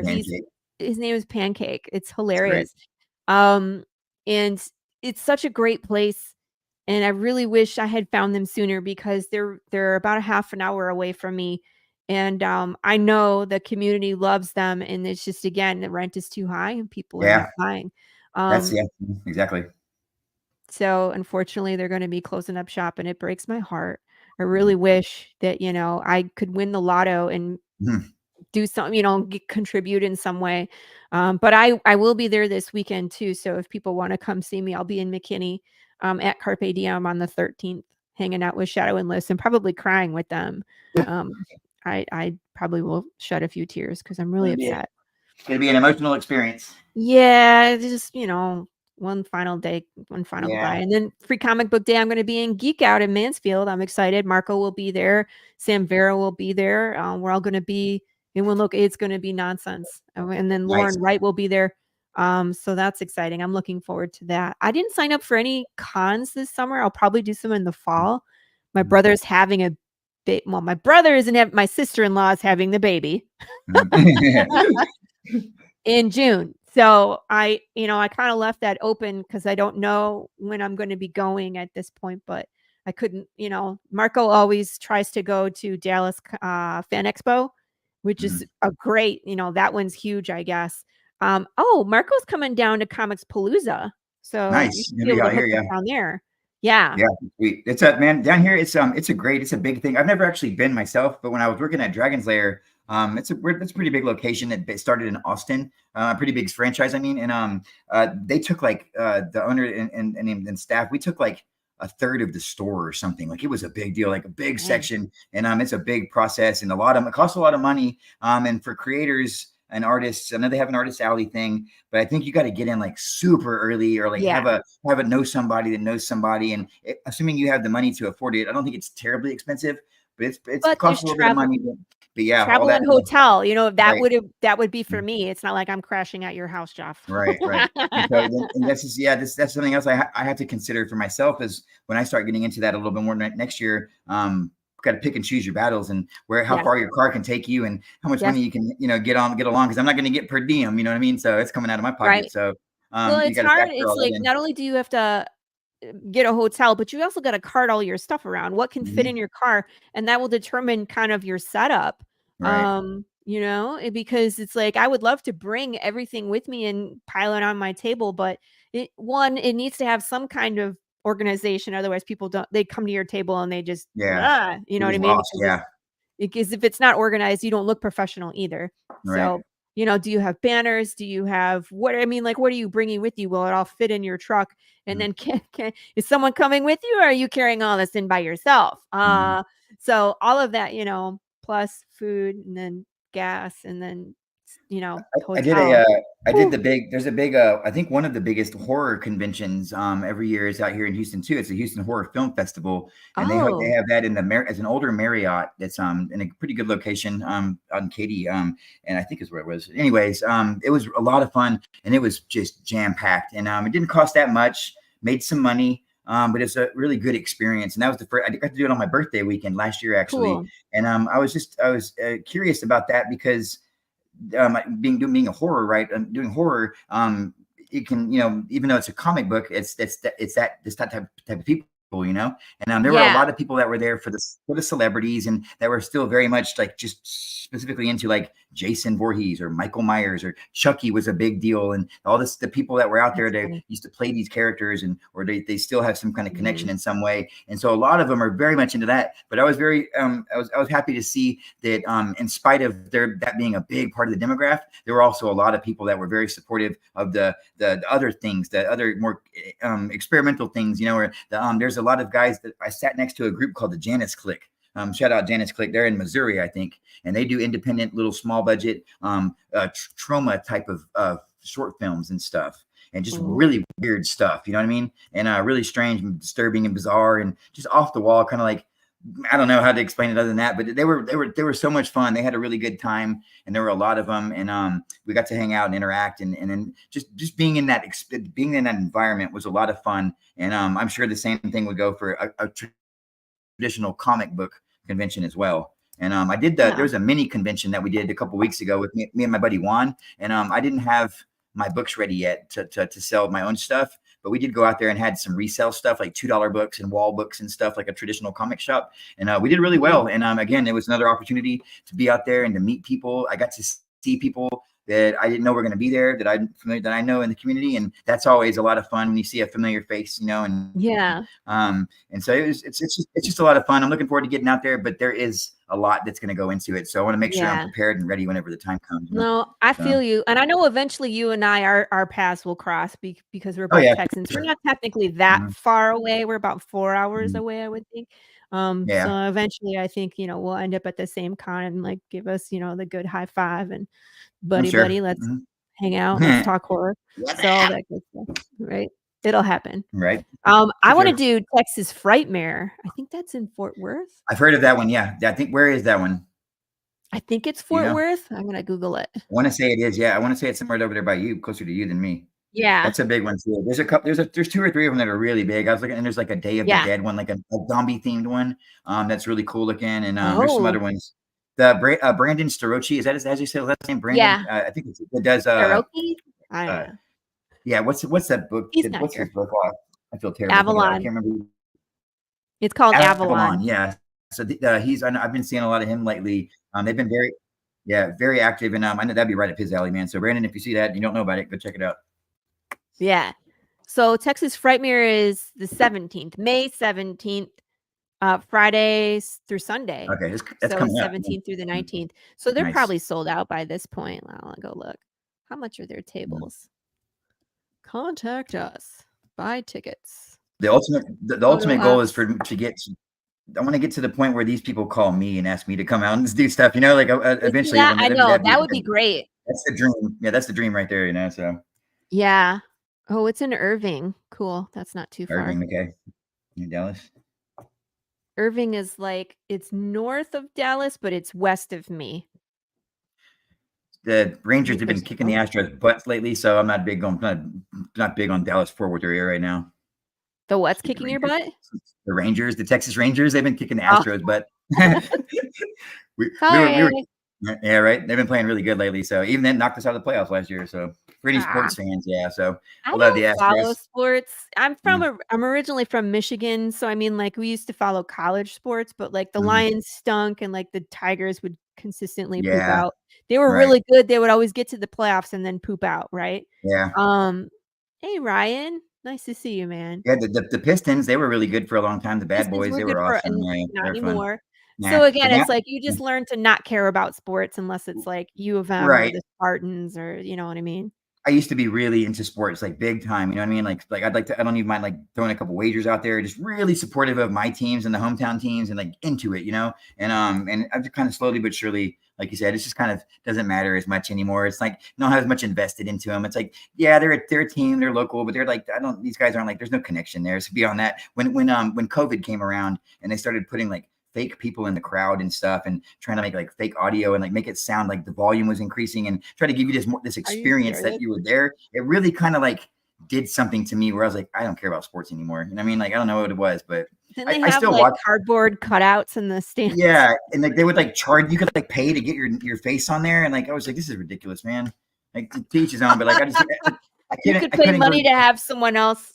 You could have your face on a cardboard cutout. What is that? Right.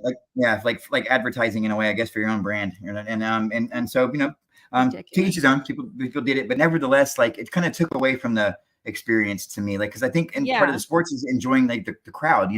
Again, community and stuff, and being a part of that, and feeling you're helping impact the game with your cheers or your boos or whatever. And that just was non-existent at that time. And it was man. Damn it, I missed so I'm looking at this Texas Frightmare. They're not accepting anybody at this point, which I understand. Vendor applications open in August for the following May. That's nuts. Yeah. Do you know who their big guest is this year? Who? Warwick Davis. Nice. I love Warwick Davis. He's great. Yeah. Willow. I don't know. He did there's a documentary called An Idiot Abroad with Ricky Gervais produced it with this other guy that you would recognize if you saw him. I don't know his name, but big, taller English guy. And they have their buddy, and again, I can't remember his name, but he's the main guy in this show, and they just send him around and doing stupid crap and like put him in situations where he's not comfortable and make him travel. So like you tell me, yeah, you're going to Hawaii, but you got to go inside a volcano, and stuff like that, and he's funny as hell. And there's a point there where he's going to he's doing some in Asia, and he's doing some kind of, I think he's like Buddhist monastery or something of that sort, and he's having to climb up these giant mountains, and Warwick Davis comes along for the ride, and he goes to India with him, and you get to see Warwick for the first time, and like I haven't seen him in a long time, Yeah. He's doing good, he's healthy, he's happy, and they have a really fun dynamic there, because I don't think they were very big friends prior to the show, but you can see their dynamic, kind of how it evolves over time, and it's a really fun ride. If you ever check it out, it's called An Idiot Abroad. That's funny. Yeah, I'll have to watch it. There was wasn't there some other thing? It might be the same thing where he was like, it was supposed to be like a mockumentary. Like he was starring in it, and he was like, I forget what he was doing, but Are you talking about Warwick Davis? Yeah, he was playing Okay. himself, but it was like, obviously it wasn't something that he was really like trying to find jobs, or like his agent would send him these like weird roles. Like there's no way that he's getting weird roles at this point. Yeah. Warwick Davis. Right. He's done a lot, Carl man. Pinkerton is Gervais's buddy, and he's hilarious at it. There you go. Yeah, Kyle Life's Pinkerton. Too Short. Yeah. Those are good movies. They're good shows. Yeah. Ricky Gervais, for The Office. And Yeah, then he's what's a Irving riot. is okay. So about 45 minutes. That's not bad. I would totally go to Irving. I might go. What is this? When AI fans start booing the home team, that's when you start. Ha ha. The AI booing. That's Yeah, great. as they should. The team is AI, man. sucking.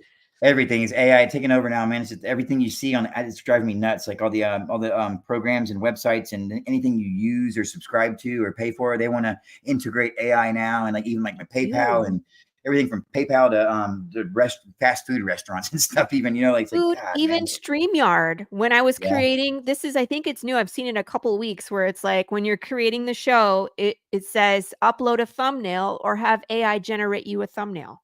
And it's neat. It's neato, right? But it's also very concerning and disappointing that I have, for example, Envato Elements is one of the subscriptions I subscribe to. It's just a website. You go on there and they have all sorts of stock footage and graphics and fonts and audio, and you can use any of it. It's all royalty free as you pay the subscription. And then you download the license and you have it. You can use it. And nowadays, what I've noticed is in the last month or so, they would rather you use their generative AI to create your own image than refer to their stock footage, which has just thousands of videos and photos archived that you can use and pull from. And they'd rather, it's interesting that they would want to push you in a direction towards the AI rather than access their vault of stuff. I don't know. It's just little, I don't know. It's very strange. Like you took all this time to collect all these photos and videos and people are, it appeals to people. Then I know why. I know why. Because every time you download someone's stock image, they have to pay them. That's a good point. Yeah, that's probably that's a good reason. That would explain it. So, but it's just, I was like, kind why of would they do that? I'm like, it has to do with money. Everything is money, right? It's always money, every time. So, yeah, exactly. They don't want to pay residuals. It's getting to the point now where okay, here's something that I've meant to tell you that I haven't told you yet for the good, on the back end of this interview. The next thing I want to do that is new that I'm going to try out is doing digital artwork and my own digital covers.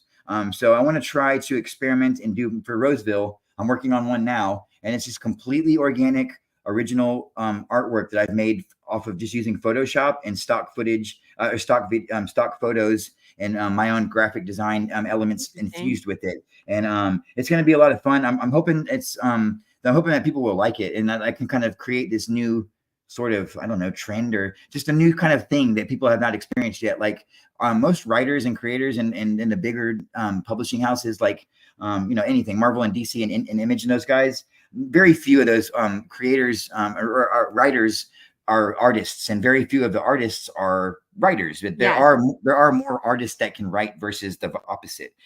You'll see like Donny Cates and Chip Zdarsky and very few others might get like a featurette cameo cover that they've done, like, and they'll offer it as like a 1 in 500 or 1 in whatever. It's a very hard to get, and it's not exactly like gonna blow you away, but the artist took the writer took the time to draw this and to make it, and some people gravitate to it, and others it's okay, but nevertheless it's something that's different that not many people do. And so I'd like to try to take that a step further and make it like this really cool piece of like visceral, strange, like collage of art of ideas that come together and make this really neat cover that people are just kind of like, whoa, that's different. Like, I like that. That's and cool. like Martin Simmons is really good about that. He does a Department of Truth and all those covers with James Tinney and writing, and just some really neat stuff that you kind of look at and just like, I don't know, it just pulls you in. It just makes you, every time you look at it, you see something different, you know? And so I'm going to try that and see how it goes. And if it goes well, then I'd like to try to do that more consistently. Like with each book I do, it'll become synonymous with like, well, there's going to be Jeofrey's got a cover for that one too. And then maybe one day help out other people and do covers for them and become this more than just a writer, you know, become more of like a writer artist hybrid type of thing. I thought about doing covers too, but I just am all. Man, first off, it's very time consuming. I'll tell you that much, you know, because as you know, making graphics, especially to get them just right and moving them around. But also, you know, it's just there's just a new thing to do. It's going to take up more time, obviously. So just consider that, you know, if you want to get into it. But I'm sure you could whip out some cool stuff over time with practice, you know. Yeah, I think with practice, it's just like maybe I'll work on the one for like 12 from now. Yeah, right. Get that going right now. A while to get there, but hey. Because I was gonna say, like, I don't know. Here, let me put this up here. Like, I should have. I think I'll have something ready in a couple of more weeks. I've been kind of picking at it and coming back and forth and going back and putting it down and going back, and I'm having trouble with memory on my laptop right now. So it's making my computer. It's making my. I had to start paying for memory from like the Google Drive. I had to. Yeah. Because and then Jeff, when you start doing video, huge. Oh yeah. Files. Yeah. That's what's hurting me right now because of all the stock video footage I'm getting for the Roseville trailer. And it's like, and I won't use, I'll download it by accident maybe once or twice. The next thing you know, you've got 15 gigs of and now you have no room left for anything else. Right. So, and then stuff starts going slow and not working. Yeah. And then that gets harder. Mm-hmm. Yeah. So these labels I did myself. Yeah, nice. And like I had a concept and I think I executed them both twice because like the first time I did it, it didn't, like they were hard to read or the colors didn't work or placement. So I mean, like I get you where it's like, man, I got to work on this and it's still not right. And I'm going to do it again. You know, trying to figure it out. So I get it. So I mean, like these ones took me probably a week to do them. To start, you know, from start to finish until execution. So what is that? Is the one on the left a tomatillo base? No tomatillo, it's jalapeno and serrano. Okay, that looks good. I like that mango habanero. It's got a nice, tasty looking color to it too. That looks good. Yeah, that one is hot. Is it really? Hot. The jalapenos and serranos that I got are not hot, but again, it's cold still. I heard you mention that earlier about they didn't have a whole lot of heat on them, so that's good though. I don't like too much heat, but I do like a little bit on the back end, you know. And my mom and my uncle, they're wusses and they don't like any, so I got to be careful when I'm cooking that I don't add anything overdo it, you know. And well, I have the other one I have is that barbecue base, which is really good, but that still has a bite to it too. That one's ghost pepper, but it's like it's 10 ghost peppers for 24 bottles, so it's not like it's a ton, but it still has a good heat to it. This mango habanero, one batch, they had 5 habaneros and it was like 2.5 bottles. And I was like, it's so hot. I couldn't even eat it. I'm going to have to make one. Do you want send me some? So when this surgery is over, I can smash. Yeah. I'll have to make the hot batch and send that to Pops. Cause I can't eat it. It's so hot. So, but I wanted like a mild one, a medium one, and then a hot one. And then I ended up with 2 hot ones and then a mild one. So I was like, So I tweaked the mango. What's Pops got going on? Is he? I saw him do video the other day. It looked like he was in a hospital bed. Is he getting some surgery? You said? Yeah, Pops had a hiatal hernia, and so there's going to be some surgery. He's on a liquid diet right now. He's probably starving. God, I bet. Can't imagine. Being on a liquid diet is so terrible. You just lose weight. You know what I mean? Like, you know, I have no weight to lose. No you want the fun. salsa verde? I'll put a habanero in the salsa verde one for you. How about Hmm. that? So you can have a little Okay. heat to that too. But right now, so those are done. I got to make some Path of the Pale sauce this week. And then I got a bunch of 3D printing to do. I usually make a collectible 3D printed, whatchamacallit, like a protector that goes around the bottles for when I ship them. Mhm. When I came up with a new design, I just got to print a bunch of them. I got to make sure it Cool. works. There was a guy that had across the way from me at the HorrorCon. They were doing sauces, and there was like it's kind of a very different from anything else that was there because everybody else has like memorabilia and T-shirts and stuff like that. So very few people had like books or anything like different from that, posters and all that. This guy had a whole rack of hot stuff sauces. Man, he had his little samples, he had little cups, and he could give him try it out, and he did.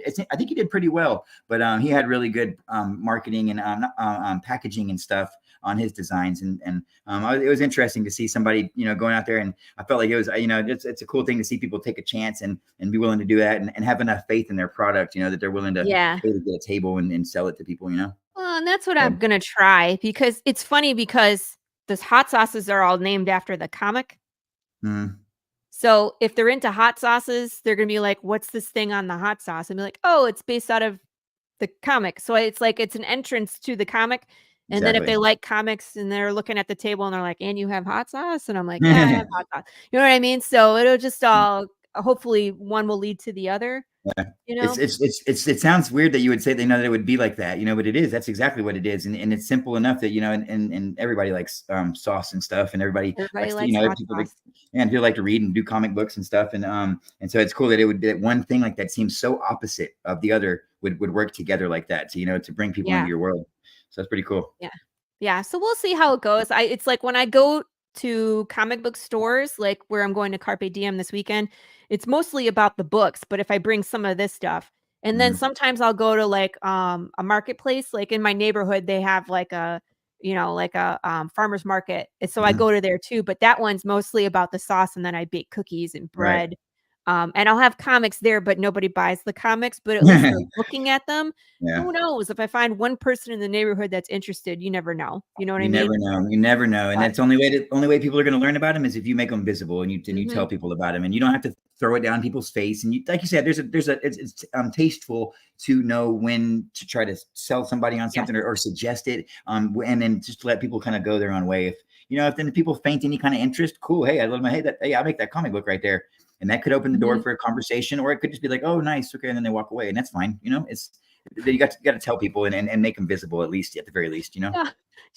I had a guy who was like, "I like Westerns," so I started pitching him the story. He was like, "Ew, I like Westerns, but I like the Bible better." And he put my book back, and I was just like, "Oh, never had anybody tell me that before." Yeah. It is what it is. So whatever. I was like, we are technically still in the Bible Belt, so whatever. Yeah, for sure. So, and then getting into that kind of stuff, like we talk about, in the horror stuff, and being a little on the darker side, and having to deal with that kind of stuff, and death and violence and things like that. You're going to get your share of people that might get their feathers ruffled, or that might not be supportive. Especially like with Roseville, I've noticed, not too bad, but like Roseville delves into a lot of satanic symbolism and anti-Christian stuff, and it's not like by design or by purpose. I could care less. I'm not a very religious person. I did grow up Christian, and over time I've kind of become more spiritual than anything else. And but I never. My intention's not to knock down anybody's faith or religion. It's all just in the story. And so people always should remember that this is all fictional. And but it does, some of that stuff can be very polarizing and affect people in a way that you might not think. And so you but I have to keep telling my story. So if somebody doesn't want to be a part of it, then that's fine. We'll get you on the next go round with the next story. We're not using upside down pentagrams and sixes and stuff like that. So at any rate, I love it. I can't get enough of it. I love it. It's some people, I like to ruffle feathers and from time to time and do stuff that maybe not everybody is doing, and kind of be a little shocking or here and there. And as long as it works together for the greater good, I'm okay with it. Yeah, yeah, and I'm with you too. Like my goal someday is to be as devastating as the end of The Mist, the Frank Darabont, like That's a good movie. one where Steven, like everybody was just so upset at the end. Like that's my goal. I want to devastate my Nice. readers. Yeah, that one ended kind of frustrating. Like, what the hell happened? What is going on Yeah, here? And we never like get any closure none on of it. that was necessary, and Yeah. that's what made it so devastating. And Yeah. he was the only one left. He was like, no, it was like 2 minutes later, and everybody He shoots himself, right? The guy right before they get saved, he kills himself. Man, that's terrible. That's a great movie. Well, I he loved it. shoots everybody in the car, but there wasn't enough bullets for him. Okay, you're right. You're right. That's Yeah, right. so he kills his family because he doesn't want them to suffer and be eaten by these weird bugs Yeah, that came through only to whatever be saved. dimension. And Only he to be gets saved out when of the he's car accepting his fate that he will be eaten. And who should show up but the US Army, and everything is clear. So everybody could have survived if they had waited like 2 minutes. That's good. It's some good storytelling there. I like that, you know. It's like, oh, what a twist at the end. Yeah, nice. Good Lord. Stephen King's great. Hugo wants some tomatillo. You know, I went looking for tomatillos. They're not in season right now. They come out in the fall. So either I got to shop somewhere else. But I was looking for tomatillo. I like a good tomatillo sauce. Yeah, they're good. We just started planting a bunch of stuff. We got to we just pulled out all of the old stuff from our yards and started planting all these new garden boxes and stuff and landscaping. And so we've been out in the yard very active. And we got several tomato plants, and they're taking off pretty good now. And is a tomatillo a tomato that never really fully developed? No, it's a different thing itself. And it's altogether. kind of spicy. I grew tomatillos one year when I was in Michigan. They're prolific. They like I was pregnant that year and I was on bed rest. So when the tomatillos were ready to be harvested, my sister and my mom went out and grabbed them all, and there was just like bushels of tomatillos, and I wasn't paying attention to them. They were just growing, doing their thing. But it was like, holy moly. So like how you can get like zucchini, you know what I mean? Where like you just can't give it away. There was so many tomatillos. I think they made tomatillo sauce for days, and we canned it all. Yeah, it's good. Tomatillo sauce is good.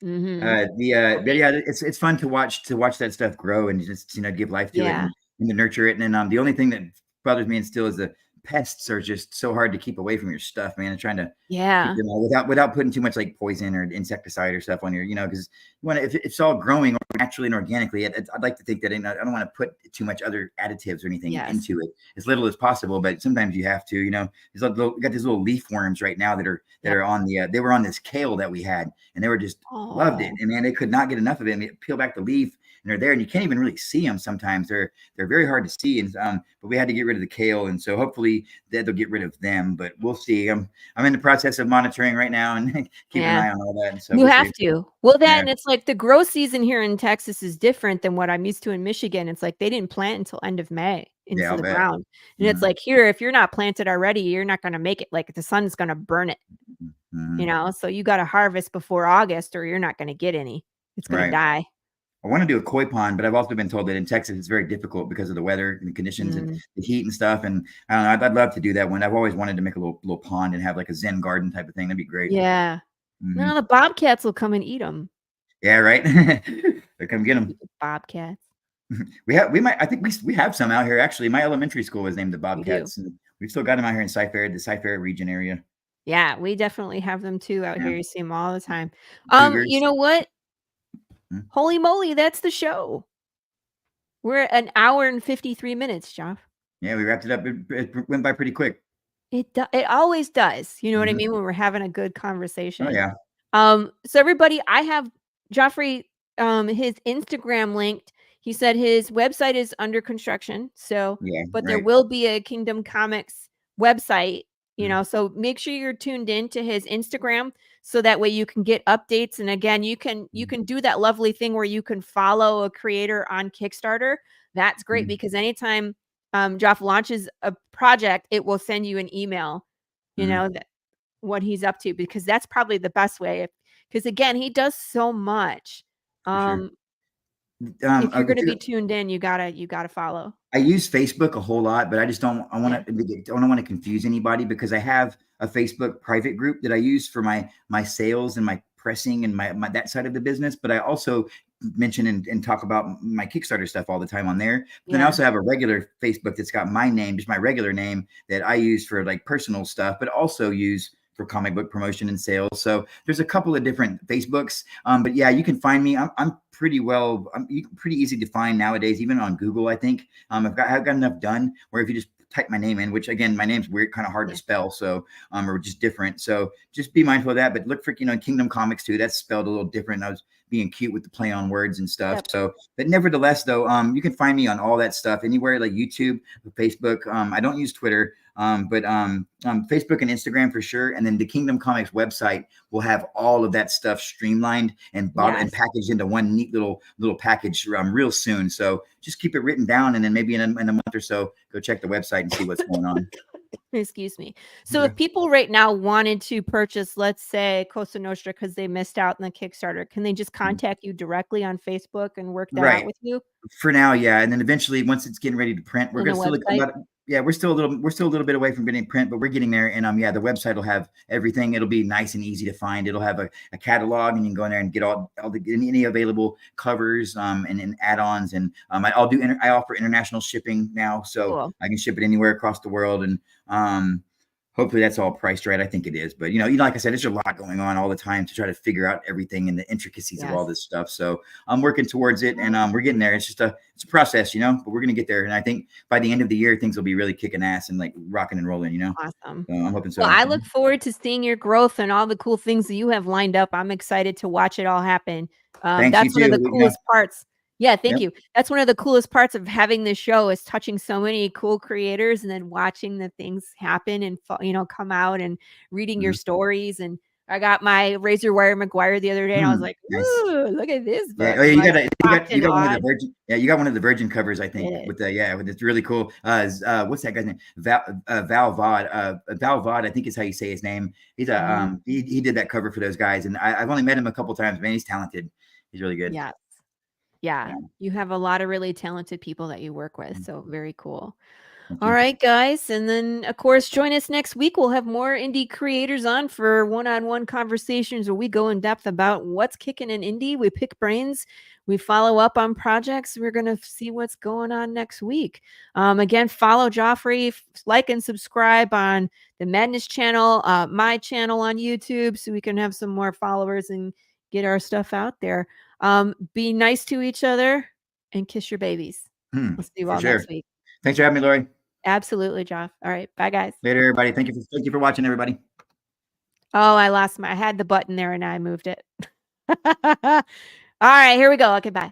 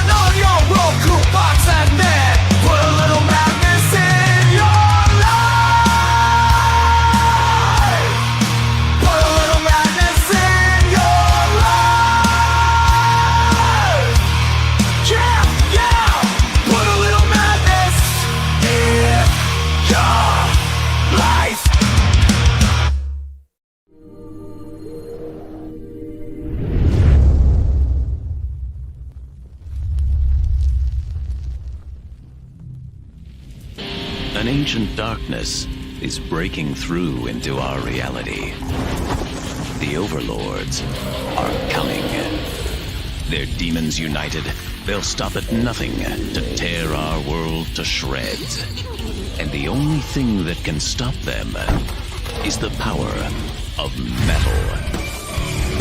You have been chosen by the gods of metal to lead this crusade of finger-shredding fury. You must write the sick riffs, craft the awesome lyrics, find unholy rhythms, and set the heads banging. Show the overlords that their darkness is nothing compared to yours. Gods of Metal is a co-op deck-building game for 1 to 4 players. You and your bandmates must work to create the most powerful band in human history. Find mystical instruments of legend, outlandish costumes to improve your powers, and recruit mascots to help you battle the overlords. Find the power of pure decibels and use them to destroy your enemies by crafting songs that will literally blow their minds. Form a band. Save the world. Gods of Metal.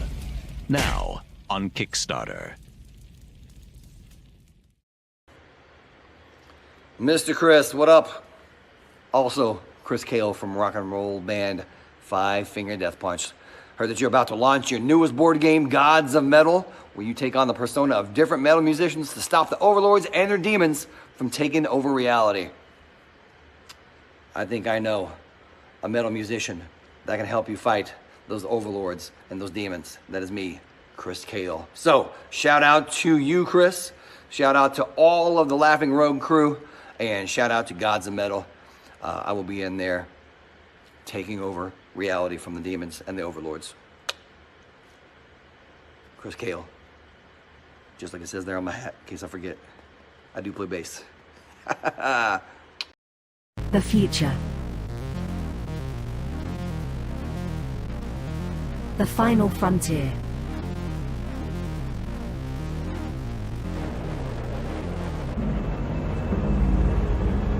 It has never been so uncertain as now.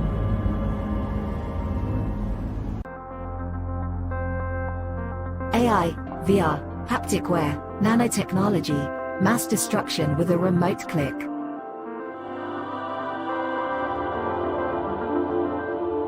Now we are finally seeing the true potential and dangers of an ever-connected and overly policed hyper-technological world.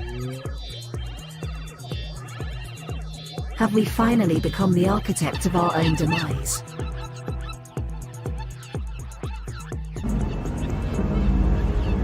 Is there still hope?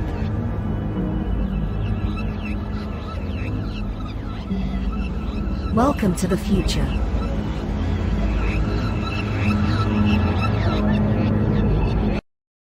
Welcome to Punk Droid.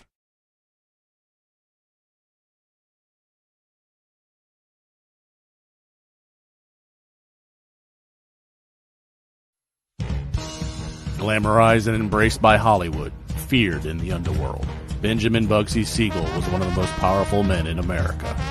He was also one of the most hated. The man who gave birth to Las Vegas was gunned down in the luxurious home of his glamorous lover. Almost 80 years later, his murder remains unsolved. Who killed Bugsy?